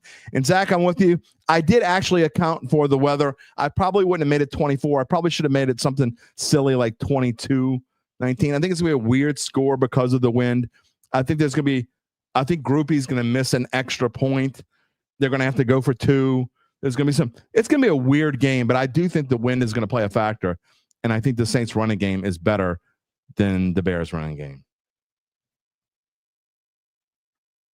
Yeah, that's the path. That's the path. Get a lead, run the ball.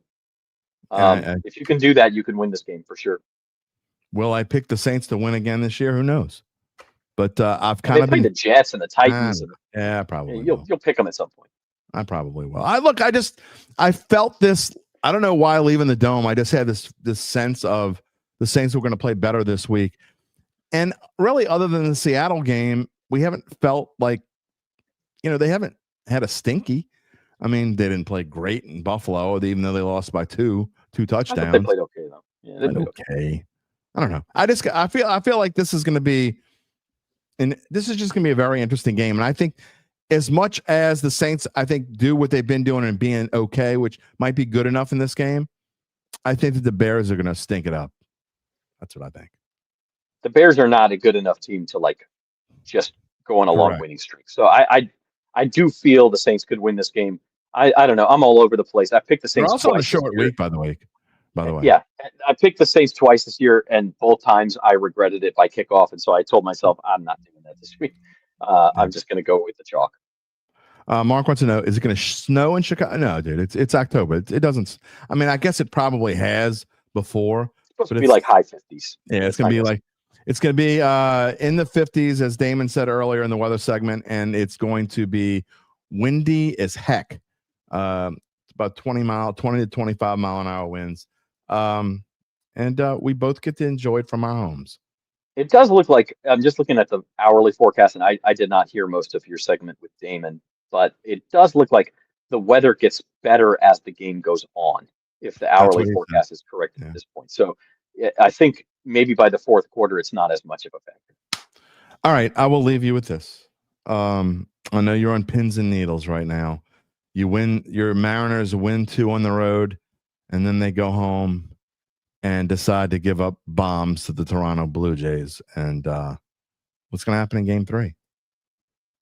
Game 5? I mean, Game 5, sorry. It's Game 3 in Seattle. Yeah. I you know what? I was pretty depressed yesterday during the game. And then for some reason, I just had a good feeling at the end of it. I said, you know what? I still think we got this series. I think the Mariners win tonight. I don't know if they finish it in 6 or if it's going to take all 7, but I think they're going to win the series, man. I think this is the year. I hope you're right. I'm rooting for you. And I will show this. Lastly, Elijah says Zach is picking up Kendra Miller, a good idea in fantasy this week. I mean, that always depends on what your other options are. I do think the Saints are trying to slowly transition into Kendry being RB1. I think maybe by next year he will be. I agree. Is he going to go off and get you a big fantasy? Like if you play DFS, I could see playing Kendry because he's going to be cheap and low. And maybe he pops off. But if you're playing in just a regular league with 10 other guys, I don't know that you can count on him to be a big contributor. Maybe. It's kind of like when I asked you last week after the game was over, when we were talking about the Rats' performance. You went, he was all right. You do that a lot, by the way. I feel a lot. Yeah, well, I hear you. All right. Well, we will see you next Friday as we will then preview Saints and Buccaneers. Is that the first division game? It is, isn't it? It is. It's got to be the latest they've ever played a division game. That's weird. I got to look that up. Almost November. It's got to be It's got to be the latest. 6 of their last 10 games are division games, right? Yeah. Well, there you go. Maybe they'll win all those. They'll go 6-0 in the division. I don't think I'm gonna predict that, but we'll see. Dare to dream. All right. Go Mariners. See you Friday. Go Mariners. Zach Ewing, everybody. You can check him and the insiders out on NOLA.com/Saints. Couple things before we move on. This has got to be. I get the love for. I'm not going in the whole rat diatribe today. I'm just not doing it. But this comment, Mark, what do you smoke before you come and watch this show? Please share it with the rest of us. Or drink, whatever the hell it is. Let us know what it is. The rat can play in inclement weather. How in all that is holy do you know that? What has he done to show you that he can play in inclement weather? How could you? Now, I'll pick the Saints to win, and it has nothing to do with Spencer Rattler. I think he'll do what he's been doing, which is a whole lot of okay.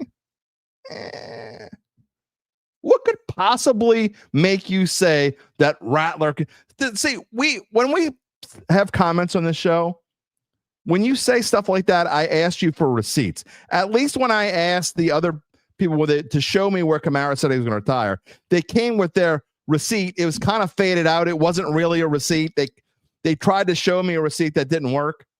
No, this actually doesn't say that you bought a comforter. It says you bought a pillowcase.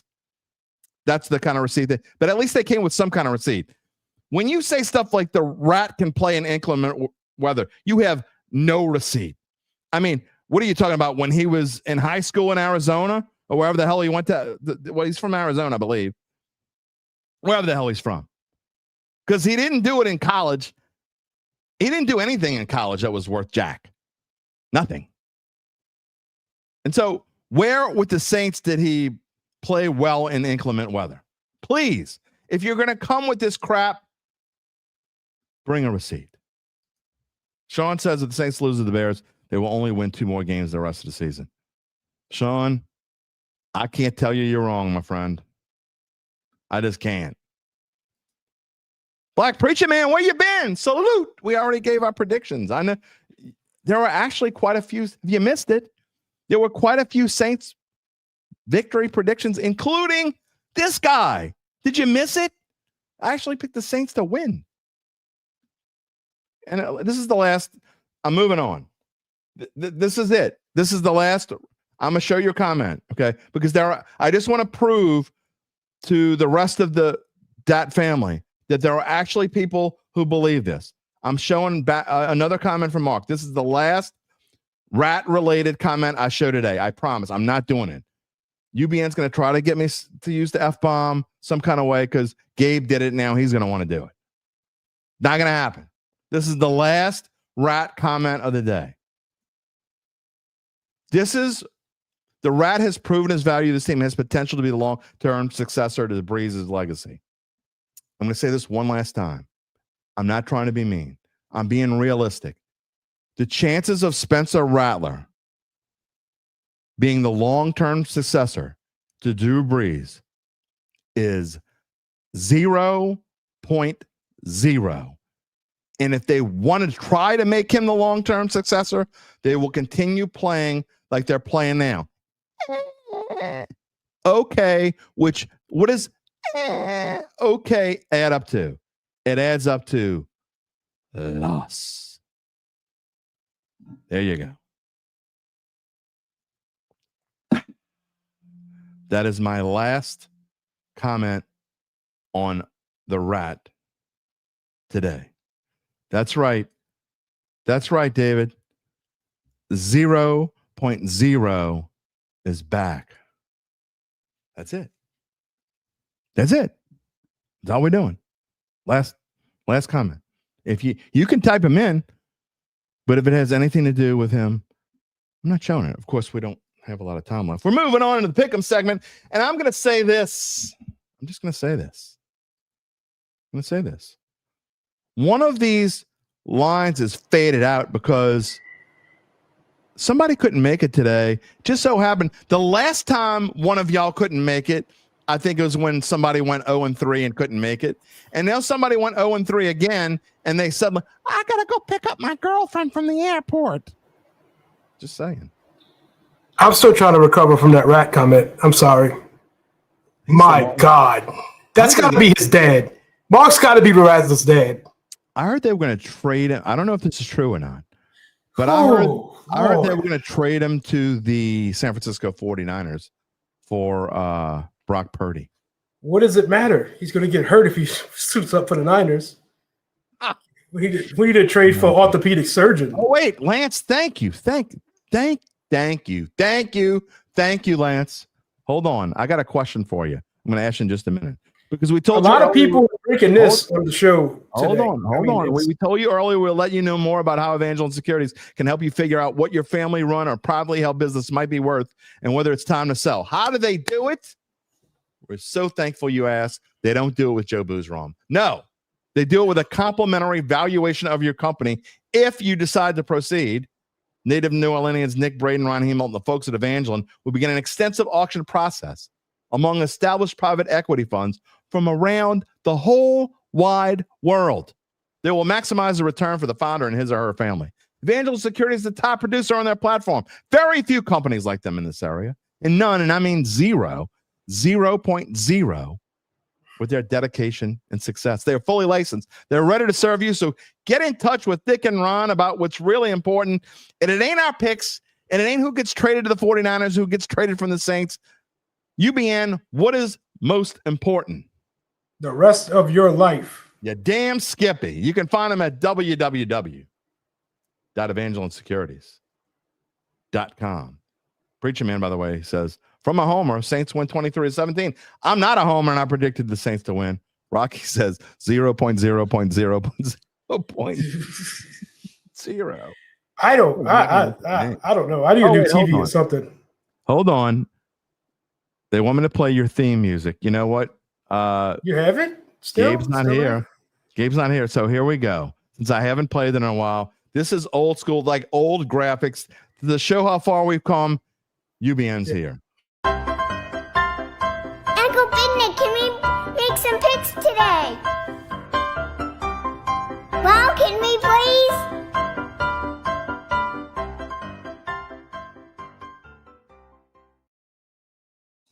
I would read this comment, but I might say the wrong word. Yeah. Oh, it's from Lance. What does it say? F you, Joe Boo. I'll do it myself. He's trying to say Jesus Christ can't hit a curveball. A lot of people drinking this on here today. Good Lord. Absolutely. Boy, they're drinking something. All right. As we move on, and the headline says there's no reason to worry. Gabe is okay. Yes, he had to go pick up his girlfriend. He could not come on and talk about his 0-3, but he did share his picks of the week. So we're going to jump right into the picks again from last week. Your eyes. UBN and I were both 3-0 last week. UBN leads in points. I lead in record, but points is what matters. And if you don't know how we do our points, it's basically point differential between our pick and the actual score. UBN got 29.5 points last week, went 3-0. I got 24, and Gabe went 0-3 at minus 19.5. And so for the season, UBN's 11-7. He's plus 45.5. I'm 12-6. This is against the spread, folks. UBN and I are combined 23-13 against the spread. That is not a misprint. Even my short math said that's 10 over. If you're not, I'm telling you, you're not missing. You're missing it. Lance loves the UBN thing. All right. Well, I'll start playing it more often. Maybe I'll redo it. We'll see. So we can get it. If I do bad this week, you're not playing it next week. Yeah, you might. You know what? You might have been 0-3 the last time I played it. I don't remember. I think so. That's the only 0-3 I had. All right. Here goes Gabe. Gabe's picks, and I got to call his text up because I'm just going to read it on the air. He gave me his explanation. Live television. Gabe's picks this week. He's got Memphis in an American Conference battle. Memphis minus 21.5 at the no longer fighting Dilfers at UAB.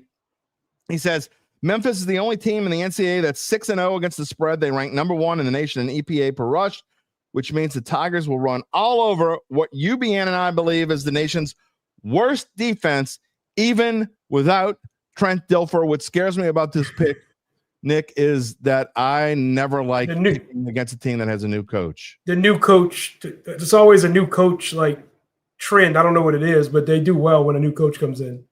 I'm also going to say that one of our 6 picks today, remember last week we had one crossfire and one pick that we agree on, one same pick. We have no same picks, but we do have, out of the 6 picks, we do have one crossfire pick. Just going to say. Another thing with the UAB thing, I told Gabe in a text that Trent Dilfer sold his soul to the devil the way he can never have a defense because that defense won him a Super Bowl. So now maybe they play defense now. By the way, Rocky, Gabe was not punished for causing the F-bomb. That's a good one. He's suspended. No, it's not his fault. I said it. It's my fault. I said it. I'm not blaming him for that. All right. I don't love this pick, but you know, you gotta rebound from 0-3. Gabe's gonna rebound some kind of way. He's also got Missouri minus 1.5 at Auburn. It's a game between two teams that suffered excruciating losses last week, but only one spent the week complaining about the refs and clouded by controversy. I think Auburn put all its chips into the Georgia game, and I think Mizzou is itching to get back on track. What do you think about Gabe's Missouri minus 1.5 over Auburn pick? I have no idea. Yeah, I'm going to be Zach on this one. I can see this game going either way. That's why it's 1.5. I have no opinion whatsoever. All right, we're moving on. And Gabe's last pick of the week is Browns minus 2.5 over the Dolphins. It's in Cleveland. And he says, I don't need to go into detail about the weather conditions in this game. I'm sure Jim will already have done that. Well, we have told you about weather all over the Midwest and in the Northeast. It is going to be. This game's going to be awful. It is going to be windy, and it is going to be nasty. And he says, this Miami team is in a tailspin with Tua airing the team's dirty laundry. Following its latest defeat, the Dolphins aren't a run-first football team. I don't trust the passing game in those conditions. I do trust Cleveland's defense and rushing attack, though.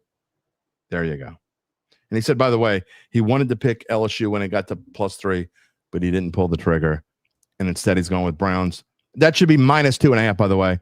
That is misprint. The person the person who types in the graphics is an idiot, and occasionally says the F word.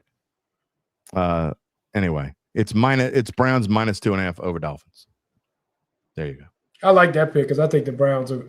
I think Judkins will get like 30 carries in that game. Sean Judkins. All right, here we go. We're moving on to UBN's picks. After a 3-0, he's got the fire. He just doesn't want the black and gold. He either wants to be terrible and get the blue. Yeah, that's my main goal every week. He wants to get the fire. He's got the fire. 3-0.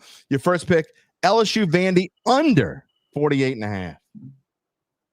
You realize this total has not been reached by any Vandy or LSU game in the SEC game. Like LSU's only scored over 48 against Southeastern total. 3 of their games has landed on 30, which is really weird. 3 games on 30 exactly.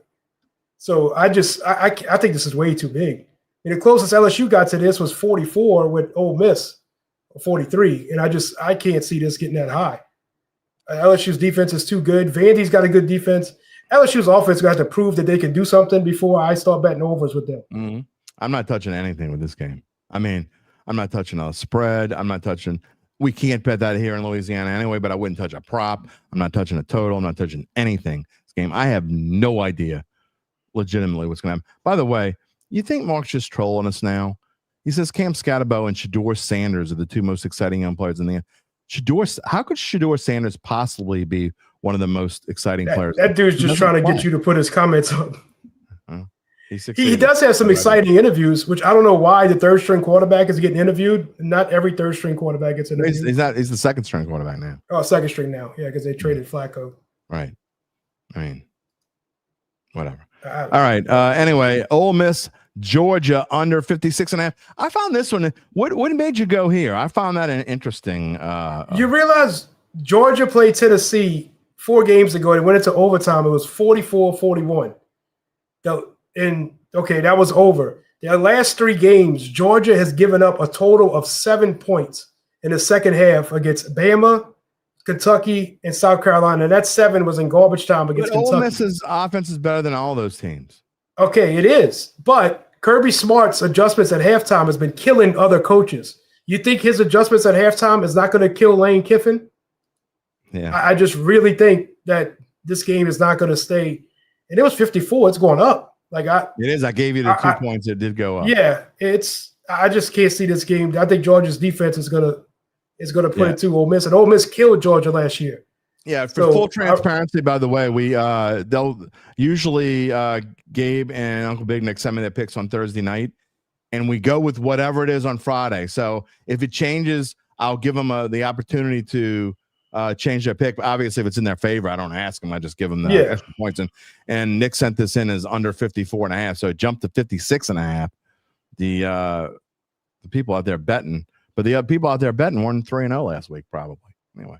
And Ole Miss is going on the road. This is only their second road game, and they got to go to Georgia. I can't see this being a high-scoring shootout, and that's a shootout. I mean, 56 points is a lot. That is a lot of points. Even in college, that's a lot. But you've been living on the edge, picking unders in college football. You know what usually happens when you do that.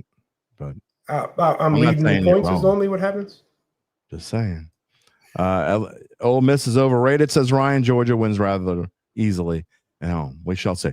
All right, and you are stepping out of your lane again. You are going to the NFL. You got the New England Patriots coming off a tough game in the Dome. They are on the road again, where Mike Vrabel gets a chance to go against his old team. They are 7-point favorites over Tennessee. You are taking the Patriots. That's basically my storyline. I think Vrabel wants to kill this team. And I think this team wants to play for Vrabel. And I don't think he's taking his foot off the gas. I don't think anything. It's going to be, I'm going to show you should have never got rid of me, which I don't know why they got rid of him. But it's just, I think Cam Ward's not good at all. Like if he came out. Oh, you now see you. I'm getting sneaky. You going to Cam? No, Ward. I'm telling you. That's how you're gonna try to. That's how my button got pressed. No, because you can believe you agree with me that he's not that good. If he'd have came out in the Jaden draft with all the other guys, he'd have been a third or fourth rounder. It's only because he came out. Exactly, he came out in a bad QB draft, and that's why he was number one. I haven't seen anything with Cam Ward. And who do they have who's gonna beat the Patriots? Who do they have? And I mean, Ridley's overrated. Pollard, I like it. Yeah, well, obviously, you made it one of your three best bets. Yeah. So I don't have a feeling one way or the other. I definitely can get with your Vrabel wants to kick Tennessee's ass pick, so he might not let his foot off. If they're winning big, he might be more inclined to do something he wouldn't do against another team and not let his foot off the gas.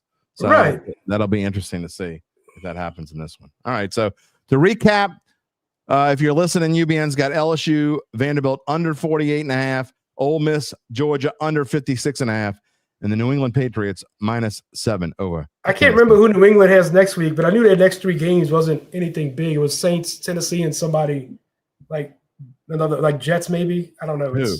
Tennessee? New England. Who they got New England next? Who New England has next? They're back at home next week. I can't. This is their soft stretch. I want to say they play right. That's what I mean. They go back. It's either Miami or the Jets. Yeah, it's one of the two teams that are not very good. Here we go, live TV. I'm pretty sure this is the one that's circled. Yep, they go back home. They play the Browns next week. The Browns. So I mean, and then the Falcons. That's what I'm saying. They're home 2 weeks in a row. This is the game that they want to really show off. All right. Well, maybe they will. Maybe they won't. Charles Mangus says Cam Ward is overrated. There you go. All right, it's my pick. I think he's properly rated because he wasn't even talked about at the draft. Yeah, it was all Shador.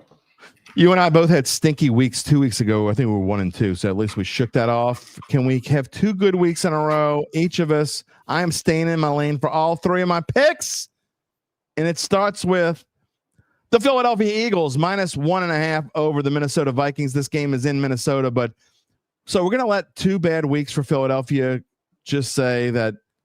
I mean, we think Carson Wentz is going to have a revenge game or something. Are you serious right now? It's McCarthy might be back though. Is he back already? I thought he still had a couple more weeks to go. Does he? I don't care whether I thought he was practicing. Yeah, doesn't make a difference. Doesn't really matter. Yeah. It matters zero to me. I think the Eagles, when good teams get super pissed off, it's easy to get pissed off when you're not playing anybody that's important to you. They don't give a shoot. I'm trying to use no bad words today.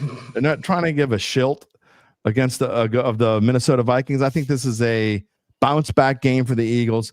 I think they win kind of big.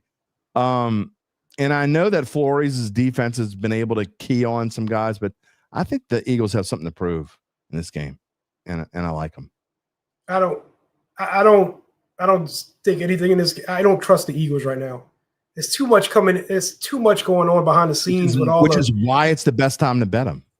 The meetings and AJ Brown bitching, and it's just once they win, UBN. Once they win, their lines are going to go back to Eagles lines. I think you're getting a bargain here. A couple of weeks. I think you're getting a great line right now too because of that. It's just I don't want to bet it. It's one of those I don't want to touch it with a stick, like you say. Almost. So it's just. But I don't know what the Eagles are going to do. All right, and here's my contrarian. Here's my crossfire pick of the day. The Cleveland Browns. The Cleveland Browns. I don't care if it's snowing and there are 60-mile-an-hour winds. The Cleveland Browns don't deserve to give points to anybody. And I mean, I don't know, Miami's pretty terrible in the cold too. I don't give a damn. Give me the Dolphins. I think they win this game outright. And you're giving me 2.5 points. Yeah, blah blah blah. There's inner turmoil. Every team has inner turmoil at different points. We all know Coach Gucci. Coach Gucci's going to get fired soon enough, but it ain't going to be here. I think Devon Achane and the Dolphins have a big week. Achane scored 2 touchdowns, I think, last week. So Miami has been bad, but they've been covering. They haven't been winning, but they've been competitive. I don't know if he's going to wear them capri pants in in the cold. Going forward, I'm just going to let everybody know. If the Browns are favored in the game, in any game going forward, there's probably a good chance that I'm going to pick against them in my best bets. I don't think, look, I know the Dolphins aren't great, don't get me wrong, but I don't think they're as bad as their record has shown. And I know they have their problems. I know they lost their number one receiver, but I don't care. I think they win this game outright, and you're giving me 2.5, so that makes it easy to pick. There you go.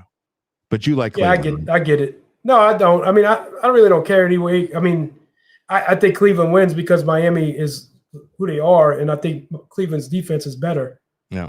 In this game, whoever's going to better run the ball more is going to better win. I understand what you said about AJ. He's a beast.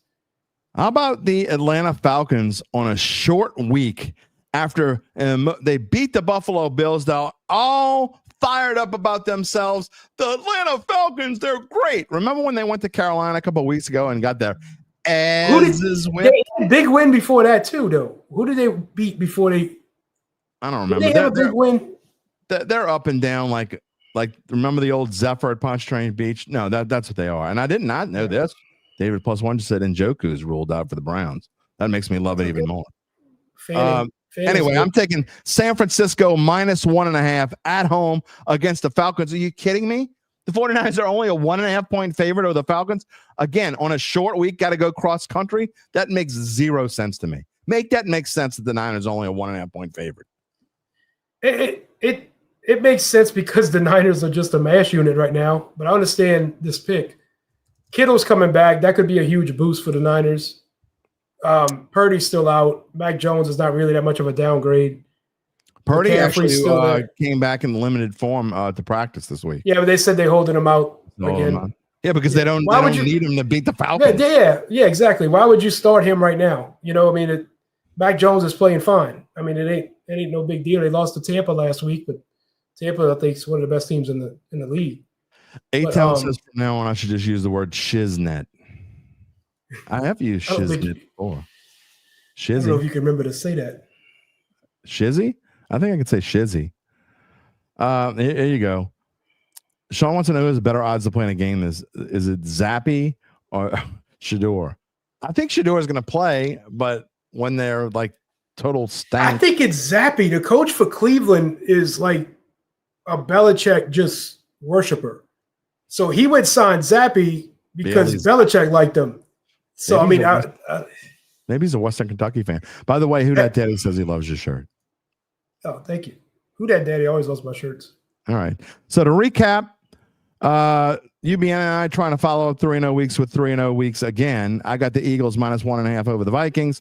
I've got the Dolphins getting 2.5 from the Cleveland Browns. And I've got San Francisco 49ers at home on a Sunday night, given just 1.5 to the Atlanta Falcons, who are going cross country on a short week. After everybody's telling them how great they are. Exactly. Give it to me. That might be one of my favorite picks of the year so far. Can I tell you a story how stupid people on Twitter are? Please. So there was I'm not going to mention any names, but there's a guy that Sunday evening, after all the games are over, he posted a thing that said, "Sorry, folks, I forgot to put out my core plays for DFS this week." And it was all the guys that did great. Yesterday, he updated. He got 5,000 new followers because he posted that. I swear to God. 5,800 more followers. Exactly.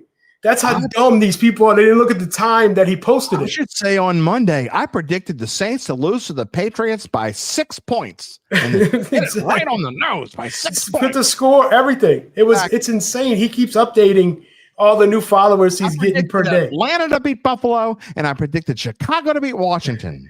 Follow me. He done it like an hour after the games ended. It was like Dottle, all the guys that did well. It was just hilarious. It just goes to show you that not how stupid people are typing stuff in the social media. The people who are clicking the follow button. Yeah. Those are the stupid ones. That don't even look. I mean, when I seen he posted it, I said, the first thing I did was look. Followers on social media. It shows you how stupid those people are. Yeah. When he posted it, the first thing I did was look at the time he posted it. I said, "Oh, this was after the games were over." And then he's updating everything. It's funny. All right, go drink some Jobu's rum. I don't drink anymore. Yeah, me neither. It's boring. Yeah, boring. I went pro retired early. Yeah. Well, You retired. Well, I guess I don't know. I didn't drink much after. I stopped drinking after my first marriage. Learned my lesson. Well, you had to drink a lot in your first marriage. That's why. Yeah, in case she's watching, which she ain't. I'll be super nice on that one. I don't want to say more bad words. Wash my mouth out with soap again. Who knows? Well, you got the good soap now. It tastes good. Yeah, it does. The fruity soap. Talk to you next week. Later. You be in, everybody. Yeah, I got the fruity soap. Oscar. I don't put them in order, by the way, Oscar. I just put them up there. Like I'm going through, and if you look at my picks more often than not, they're actually in order of time. Because okay, I like that one. And sometimes I'll go and take something out and switch it back up. But I like to put my picks in before I even look at Gabe and UBN's. So just because it was the third one on the screen, that doesn't mean it is my best bet of the week. That's the one I like the most. San Francisco plus. It's not plus 1.5, by the way. It's minus 1.5. Should be my best bet. But anyway, All right. Charles Mangus, great show again. Thank you. I hope everyone has a great weekend. That is going to be about it for us. And that's going to wrap it up for us. I thought this was a very good show and a nice comeback from Wednesday's show. Wednesday was weird. Just going to say that. It has been weird just in general. A lot of weird stuff going on since Wednesday. Glad it's over. Maybe the weekend will be different. For VSN tonight, I'm going back to the West Bank, but not for Shaw. The Eagles are on the road at Walker. We are doing VSN Bonneville versus Errett tonight at West Jeff Stadium. Haas Memphis Stadium. Haven't been there in a little bit, so looking forward to that. That should be an interesting district game. And then tomorrow, I was asked, so I'm kind of filling in. I am going to be doing Holy Cross and Warren Easton tomorrow from Tad Gormley Stadium. So I got two games. And so I got to go out to Ted Gormley, and I'm going to miss probably the end of the LSU game. We'll see what happens. I'm going to have to watch it on my phone or watch it when I get home or figure it out. Rob says the shortest route to get a man to use foul language is to bring up his ex-wife. Yeah, for me, at least, luckily, that was a long time ago. That was a different life. That was 20 plus years ago. Yeah. You ever wonder, not to get on the, we got to go off the air. We got to go bye-bye. But you ever wonder the choices you made? Talking about this, my daughter, every now and then and I love this about them, that they ask questions about my past life. They want to know.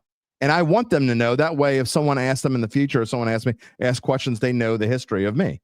And I actually didn't. I wish I would have asked more questions of my parents before they passed away. But my daughter was asking me last night about my ex-wife. She knew that I had ex-wife. She's only 9, but she knows enough. And I've said this on the show, I think, before, but my ex-wife and I split up. It was 13 days before Katrina. And I wonder all the time when we talk about fate and weird things and all those things, I wonder what would have happened had I not pulled the trigger then. I mean, I knew I wanted to leave and I was ready and it was done and it was over and it is what it is. And look, I'm not going to pull any punches. I did her a favor as well. It wasn't working out for either one of us. Now, she didn't want me to leave, but it was the best thing for both of us. But you ever stop and think about these sorts of 13 days before Katrina? Had I not left when I did, and we go off and because Katrina, obviously, we would have been somewhere else for a while and stayed together. I met my current wife in October of 2005. Well, first off, if I go off with my first wife, and I can't imagine separating while we're out I'm not that kind of person. I would have stayed till we got back, got everything fixed. I probably would have never met my current wife. I wouldn't have had my kids. So I told my little one, if I didn't leave when I left, you probably wouldn't be here. Yeah, it probably would have eventually ended up in divorce. But you ever think about how your life would have, if you don't make the moments when you make your decisions, not just that you make a decision, when you make a decision, you ever think about that? I think about it all the time. And I know that's not what this show's about, and I ramble and whatever, but I like to talk about these things. It's just you know. Ashley says, who dat? Go Tigers. Great show. Thank you so much.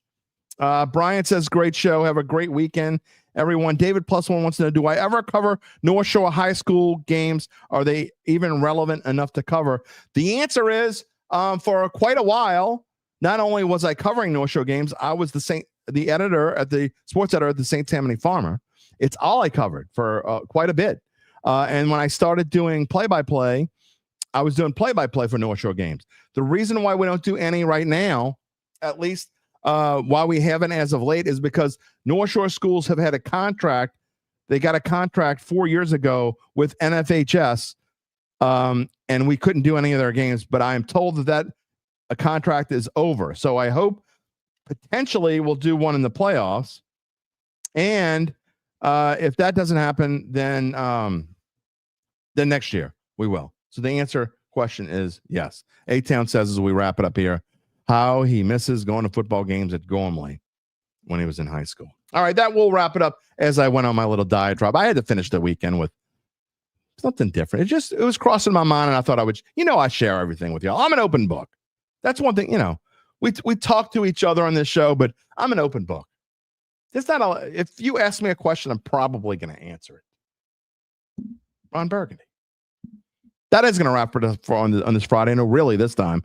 I want to thank Damon Singleton. I want to thank Zach Ewing.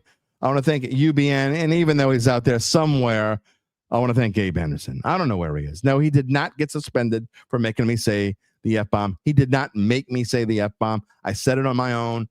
I've owned up. Never anyone else's fault but your own. Take responsibility, my friends. Anyway, we will be back on Monday. You know what Monday is. It's Mono E Monday. Win or lose. Saints win or lose, we'll be talking about. I got a feeling we haven't spent a lot of Mondays talking about LSU. I hope my prediction is wrong, because if my prediction is right, we're probably going to spend a lot of Mono E Monday talking about LSU. We'll see how that goes. A reminder to subscribe to our Dattitude YouTube page if you haven't done so already. Click the little bell to receive notifications when we go in the air live. Give us a like if you haven't already done so with that. Tell your friends about it. If you haven't told your friends about us, they want to watch too. We would love for them to be. Don't hog it to yourself. Don't be selfish. Share the Dattitude podcast with your friends. You can also find us wherever you get your podcasts, including Apple, Spotify, and many more. And find a replay of the show, as always, on NOLA.com/sports. You can find me on bet.nola.com. You can find our insiders, you know this already. You can find our insiders on NOLA.com/Saints. We hope you have a wonderful, glorious, fantastic, and absolutely brilliant weekend. We'll wrap it up with Go Saints, Go Tigers, and Roll Wave. We will see you on Monday. Take it easy, my friends.